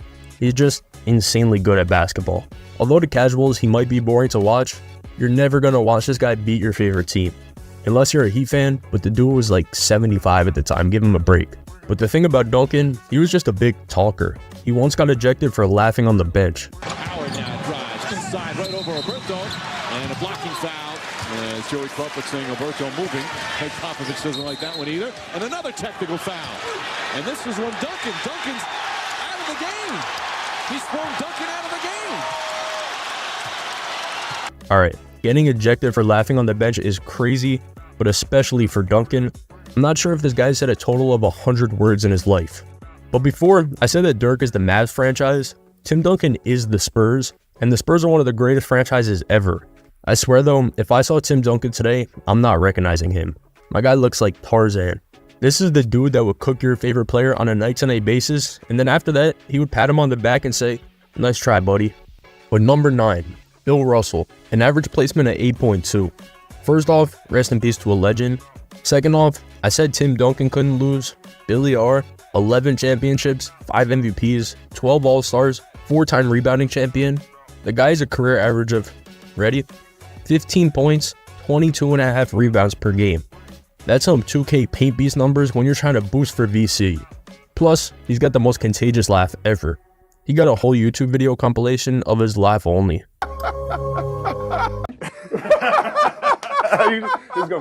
Number 8, Kobe Bean Bryant, an average placement of 7.8. I know a lot of you are going to disagree with this, because most of the time when I see Kobe ranked, it's either at like 3 or 12, but he ended up getting placed at 8. How can you not love Kobe? 5 championships, an MVP, 18 All-Stars, 2 scoring championships. Kobe was just the definition of elite. And still, one of the funniest videos in the history of not even NBA, the history of the internet goes along with Kobe. Bro, y'all got my nigga Kobe fucked up, bro. Who is that nigga, bro? That's this nigga right here. That is not Kobe. That was not Kobe. But if you ask a lot of players in the NBA today, a lot of them would say that Kobe is the GOAT. As people who grew up on Bill Russell, they'll put Kobe at like 15. I actually have a really funny Kobe story though. I remember it clearly. It was 2006. I was like 4 or 5. Just some random night in January.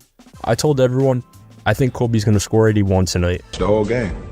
I seen the whole game. I was at home watching the game, and you know, I said he was going to, before the game even started, when I seen, I said he was probably going to score 70 tonight. I don't know what made me say that, and my friends was with me, and they was like, okay. So Number 7, an average placement at 7.7, 0.1 ahead of Kobe, Shaquille O'Neal. I think Shaq and Kobe go together in like everything. Arguably the best duo ever, back-to-back on the all-time list. If two good things are together and this pops up, you know what it means. Jalen Carter and Henry Ruggs on the prison F1 racing team, alcohol and operating a motorized vehicle, stuff like that, right? But Shaq is a legend. 4 championships, an MVP, 15 All-Star appearances, 2 scoring championships. He's got a career average of 24 and 11. Plus, I don't care what channel you put on, Shaq is gonna be on that commercial. The General, Icy Hot, Buick, Frosted Flakes, Gold Bond, Papa John's. There's so many more too. Professional bag chaser. I'm trying to get like you, Shaq. But also, he did maybe the coolest thing any player's ever done. He made affordable basketball shoes for kids across America. Someone no one hates. Number 7, Shaquille O'Neal. Oh yeah, and Shaq messing with Aaron Gordon is one of the funniest interviews ever. You know what I liked about that dunk contest? Him and Zach, they was getting so high. When they was up there dunking, man, they was so high. I was like, damn, these boys are high. Man, these boys are getting high as hell when they ranked D-Wade. Cloud 9 the way they was up there. Let my guy chill, Shaq. But nah, that interview's funny either way. But moving on, number 6, Wilt Chamberlain. An average placement of 7 exactly. Individually, Wilt may be the best talent in NBA history. 2 championships, 4 MVPs, 13 All-Stars, 7 scoring titles, 11 rebound titles, and an assist title. I mean, a title in all 3 stats. I guess it makes sense when you average a career 30 points per game and 23 rebounds. And you're the NBA's all-time rebounding leader. Wilt Chamberlain makes no sense. He had a season where he averaged 50.4 points per game, 25.7 rebounds, and 48.5 minutes per game. There's only 48 minutes in a basketball game. He never sat, plus he played overtime. The guy scored 100 points in one game. If you're a numbers guy, then Wilt's your dude. The guy holds every record. Nowadays, when Jokic breaks records, it's always the first player since Wilt Chamberlain. Anytime someone does something good, it's putting up Wilt numbers. There's a Russian basketball league where you could suplex your opponent. I mentioned this last video, but Draymond would put up Wilt numbers. Metro Boomin, the real MVP tonight, Wilt numbers. He really did go crazy on We Don't Trust You. But Wilt is one of, if not the most dominant player we've ever seen. Also, Wilt Chamberlain by G Herbo unironically put up Wilt numbers. Then I walk in the house one day with a Wilt Chamberlain, all hundreds. Herbo, you did not need to go this crazy on this song. But for the real Wilt, there's a good chance we don't see anything like him ever again. I mean, will we ever be able to see a 7-footer that can do this? On the ground on a vertical. And I give you. You do the 100 in. Under 10 seconds? No, the 100-yard dash. 9.969. Now, the top 5 greatest players to ever play basketball. Number 5, Larry Bird, an average placement at 6.5. Bird didn't have a long career, but holy shit, it was a great one. 3 championships, 3 MVPs, 12 All-Star teams. He averaged a career 24, 10, and 6. And I'm just playing Bird passing highlights in the back because this dude could dish the rock like no one I've ever seen. And I'm being dead ass when I say this, he was Jokic before Jokic. But the actor they got for Larry Bird on Winning Time always makes me laugh. Larry Bird, number 5, one of the only guys in NBA history who had the respect of Michael Jordan. Enjoy yourself, dog. You bitch, fuck you. Y'all gave us the run for our money. You can't think of Larry Bird and not think of Magic Johnson. They just go together. Batman versus the Joker, Rocky vs. Apollo Creed, Tom vs. Jerry, Larry Bird vs. Magic Johnson. And of course, number 4, Magic Johnson. A 5-time champion, 3-time MVP, 12-time All-Star, 4-time assist champion, 2-time steal champion. Career averages of 27 and 11. 11.2 assists per game for his career, just absurd. Actually, I said no one could swing the rock like Bird. I forgot about Magic. So here's his passing highlights too. This guy was just a professional basketball game winner. And Magic Johnson's Twitter, the complete opposite of KD's. This guy tweets like a robot. Giannis Antetokounmpo, aka the Greek Freak, is showing the whole league why he's such a special player, scoring 39 points to lead his Bucks 3-1 over the Celtics. He will be dominating the NBA regular season and playoffs for many years to come.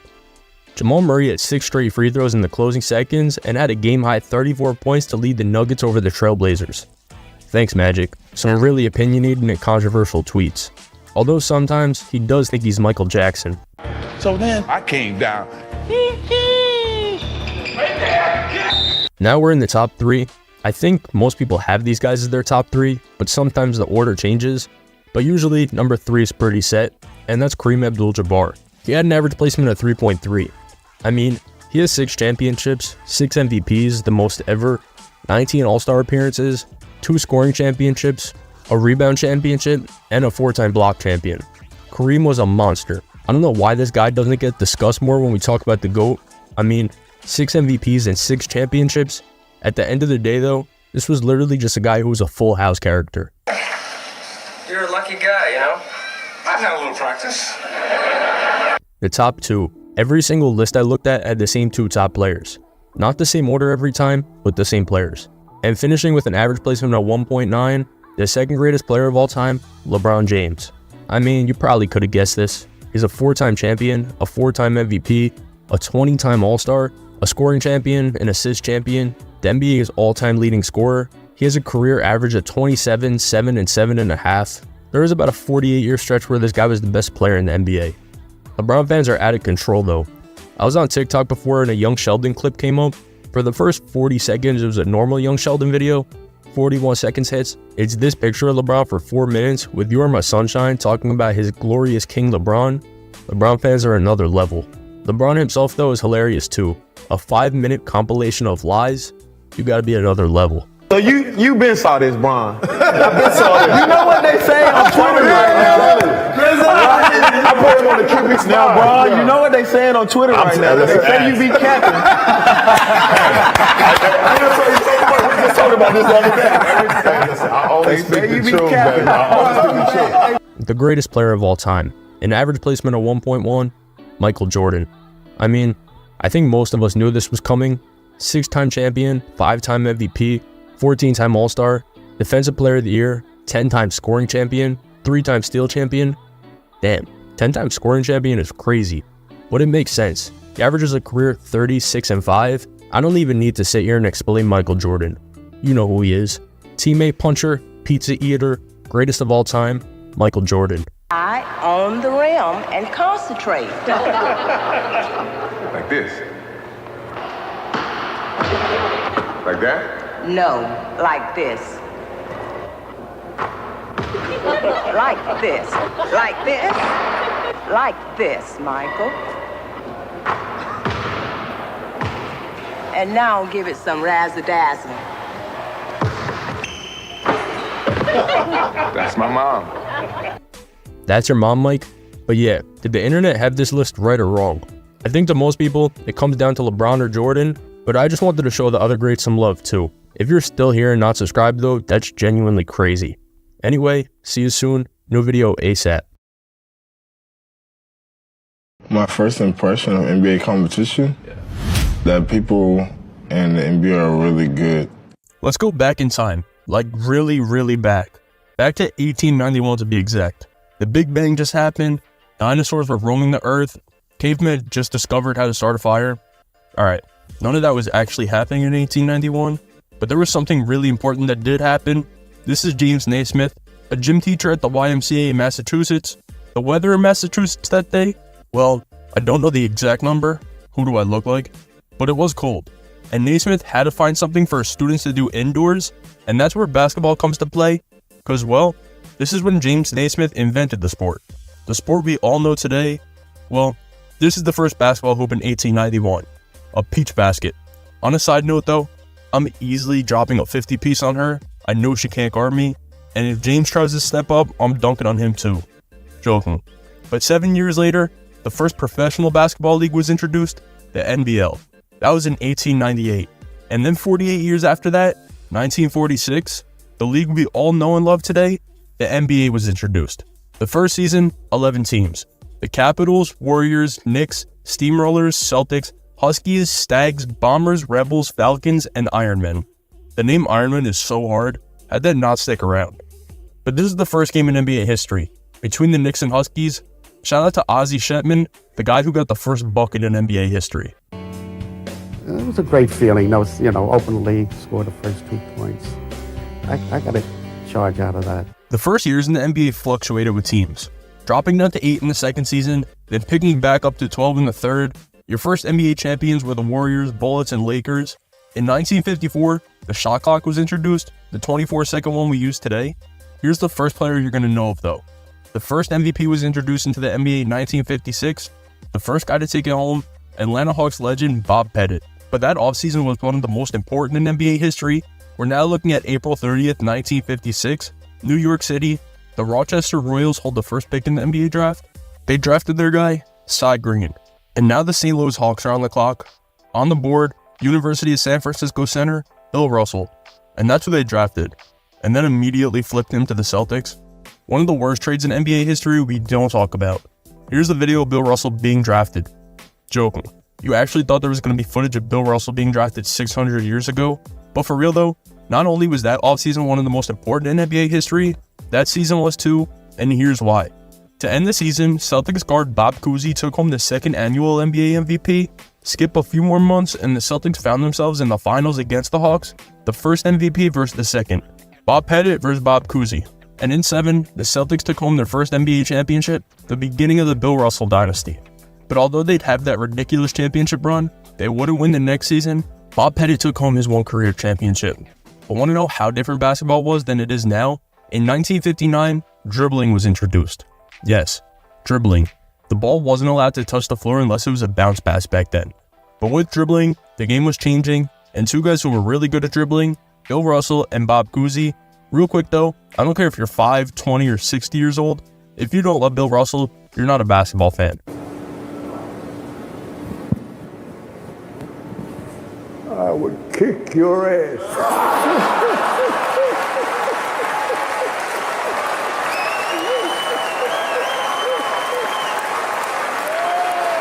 Guy's a legend.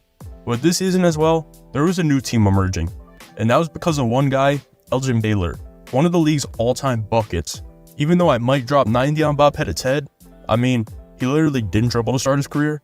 Elgin Baylor is giving me the work. Joking. Bob Pettit's like 6'9". I'm 5'11" on a good day. Like an extremely good day. But anyway, in the season Bob Pettit got his second MVP, the Celtics got their second championship, the start of a really ridiculous championship run. If you know, you know. If you don't, well, you'll see in a minute. But we gotta look at the next offseason though, because something really important in NBA history happened. This guy was drafted, Will Chamberlain. I don't know if you know anything about Will Chamberlain. Well, in a nutshell, he was really good at basketball, but he was only 5'11". I'm taller than everybody that comes on this show. Then you've just thrown the whole curve off. How tall are you exactly? 5'11" and a half. Oh, No, now really. I'm really depressed. It's a big half. The last half is a big half. Will was drafted to the Philadelphia Warriors. If you're curious how good his rookie season was, he averaged 37.6 points and 27 rebounds in his rookie season. And he won MVP. But although he had a great individual talent, the Celtics were still the best team in the league. And they won their second ring in a row, but the league was changing at this point. The Minneapolis Lakers moved to Los Angeles. There were some exciting players in the NBA. Will Chamberlain, Elgin Baylor, Oscar Robertson, everyone on the Celtics. The Lakers just drafted a guy named Jerry West. They really made a whole guy after the logo. Bad joke. On a real note though, I didn't know Oscar Robertson and Jerry West were in the same draft class. How do we never bring that up when we talk about the best draft classes? 1960 NBA draft. Oscar Robertson, Jerry West, bro, and they had Darrell Imhoff. I don't know who Darrell Imhoff is. Okay, yeah, 5 points per game, plumber stats. But Oscar Robertson would go on to take home the Rookie of the Year, Bill Russell won his second MVP, and the Boston Celtics won their third straight championship. They clinched the series 4 games to 1 with a winning score of 121 to 112. Watch Cousy stop exhausted as the final buzzer sounds. The price for the all-out play that brings the Celtics their third straight title. We're now in 1962. In my opinion, the most impressive single season in NBA history. Will Chamberlain, he averaged 50.4 points per game. Yes, you heard that right. 50.4. 25.7 rebounds, but the most impressive number, he averaged 48.5 minutes per game. There's only 48 minutes in a basketball game. He played every single game plus overtime and others. Absolutely absurd. A record I guarantee will never be broken, and although he did all that this season, we gotta look at one day specifically. That would be March 2nd, 1962. Against the New York Knicks, you know what happened. Will Chamberlain scored 100 points. There's no footage of the game, but there is radio coverage of it. I'll play it.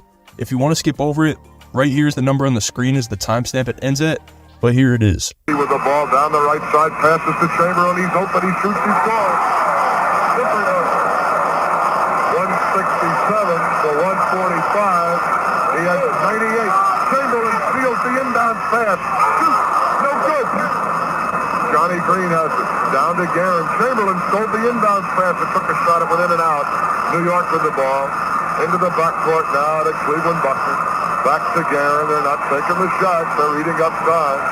Guerin is fouled by Luxembourg. 1 minute and 1 second to play. Chamberlain has 98. He can make it easily. The Warriors are going to take time out, I believe. Guerin's on the line. The Warriors now are within 6 points of the all-time league record for most points in a regulation game, which is 173. Boy, records are busted out all over. Discussion now in the lane between referee Willie Smith, Richie Guerin, and Joe Ruckley. Guerin, who's really jabbering, I don't know what he's arguing about. Wilt has 29 in this quarter. That sets a new league record for a quarter. For one man, the individual record for a quarter, 29, just broken by Chamberlain. That's his own record. It was 28. Guerin on the foul line misses. 1 minute and 1 second to play. He has 98 points in professional basketball. I'll tell you, that's a lot of points if you're playing grammar school kids, isn't it? Guerin misses another. He's on the line again. Here it is. It's up. It's good. 167 to 146. Now let's see if they found somebody quick. Rogers throws long to Chamberlain. He's got it. He's trying to get up. He shoots. No good. The rebound, Luckenbill. Back to Chamberlain. He shoots up. No good. In and out. The rebound, Luckenbill. Back to Ruckwick. Into Chamberlain. He made it. He made it. A zipper dunk. He made it. The fans are all over the floor. They stopped the game. People are running out on the court. 100 points for Wilt Chamberlain. They stopped the game. People are crowding, pounding him, banging him. The Warrior players are all over him. Fans are coming out of the stands. 46-second breath. The most amazing scoring performance of all time. 100 points for the Big Zipper. Although Wilt did all that, there were other records being broken. The first triple-double average in an NBA season, Oscar Robertson, and even though Wilt and Robertson did all that, Bill Russell still won MVP, and the Celtics kept rolling. Their 4th straight championship, and then they'd win their 5th after that, and then a 6th versus the newly moved San Francisco Warriors, and the season after that, the San Francisco Warriors felt they reached their peak with Wilt Chamberlain, and they shipped them to Philadelphia. Well, not the Philadelphia Warriors anymore, but the Philadelphia 76ers. Here's an ESPN Classics on the Wilt trade. In 1962, the Warriors moved to San Francisco, where for the next 2.5 seasons, Chamberlain stayed atop the scoring and rebounding charts. Meanwhile, the Syracuse Nationals moved to Philadelphia and were renamed the 76ers. In January of 1965, Wilt would resume his on-again, off-again relationship with the city of brotherly love. When the trade was made to bring him back to Philadelphia from San Francisco, I mean, the media just went crazy. I mean, he was like, for a couple of weeks, it was the #1 front page story in the city. So are you happy or sad about it? Mixed emotions. Actually, I'll be like Tony Bennett leaving my heart here in San Francisco because I fell in love with the city. Although Wilt was now in the Boston Celtics division, it didn't matter for the Celtics. They found themselves back in the NBA Finals, but to get to the Finals, we had one of the greatest calls in NBA history. In Game 7 in the 1965 Eastern Conference Finals, Celtics vs. Sixers, John Havlicek did this. Boston only has a 1-point lead. Greer's putting the ball on a play. He gets it out deep, and Havlicek steals it. Over the stand throws. Havlicek stole the ball. It's all over. It's all over. Johnny Havlicek is being mobbed by the fans. Bill Russell wants to grab Havlicek. He hugs him. He squeezes John Havlicek. The Celtics win it. 1-10. Havlicek stole the ball. Of course, the Celtics would win their 7th straight championship, and then they'd won their 8th after that, again, defeating the Lakers in the finals, 8 championships in a row, 9th championship in 10 years. That's it! The game is over, and John Havlicek is running for his life. And Bill Russell. 8 straight World Championships certainly is an unbelievable feat. But for real though, that offseason, we got a new NBA team. It's one you might have heard before, the Chicago Bulls, out of, well, Chicago. But in the NBA, Wilt Chamberlain was having so much success for himself. I mean, he won another MVP this season. The thing is, he couldn't get past the Celtics in the playoffs though. That's until he met them in the conference finals this season, 4-1 Sixers. The finals, Wilt Chamberlain versus his old team, the Warriors. 4-2 Sixers, Wilt Chamberlain wins his first NBA championship. But Chamberlain, the Big Dipper, makes the big difference. The Warriors had a 6-point lead at the half and still led by 5 into the final period, even scoring on Chamberlain's height by lobbing shots over him. But Philadelphia, uncorking behind-the-back passes, showed flash and accuracy, with Cunningham netting 10 points in the final frame. The 76ers win by 3 points, the glory and the NBA title all theirs. Did ChatGPT just commentate that game? But for real though, finally, Wilt Chamberlain wins the championship he so desperately coveted. Shout out Mike Breen. But the NBA was really growing at this point, like really fast. I mean, already 2 more expansion teams this offseason once again, the Seattle Supersonics and the San Diego Rockets. And now a 12-team league, for the first time this season, played an 82-game season we have nowadays. But also this time, there was another league created, the NBA Competing League, the ABA. And there were NBA stars going to the ABA, guys like Rick Barry. But for the NBA, there was something really special that happened. The Celtics were back in the finals and won their 10th championship. Okay, ready? Question 1, who was the Celtics starting center this season? Obviously, Bill Russell. Question 2 though, who was the Celtics head coach this season?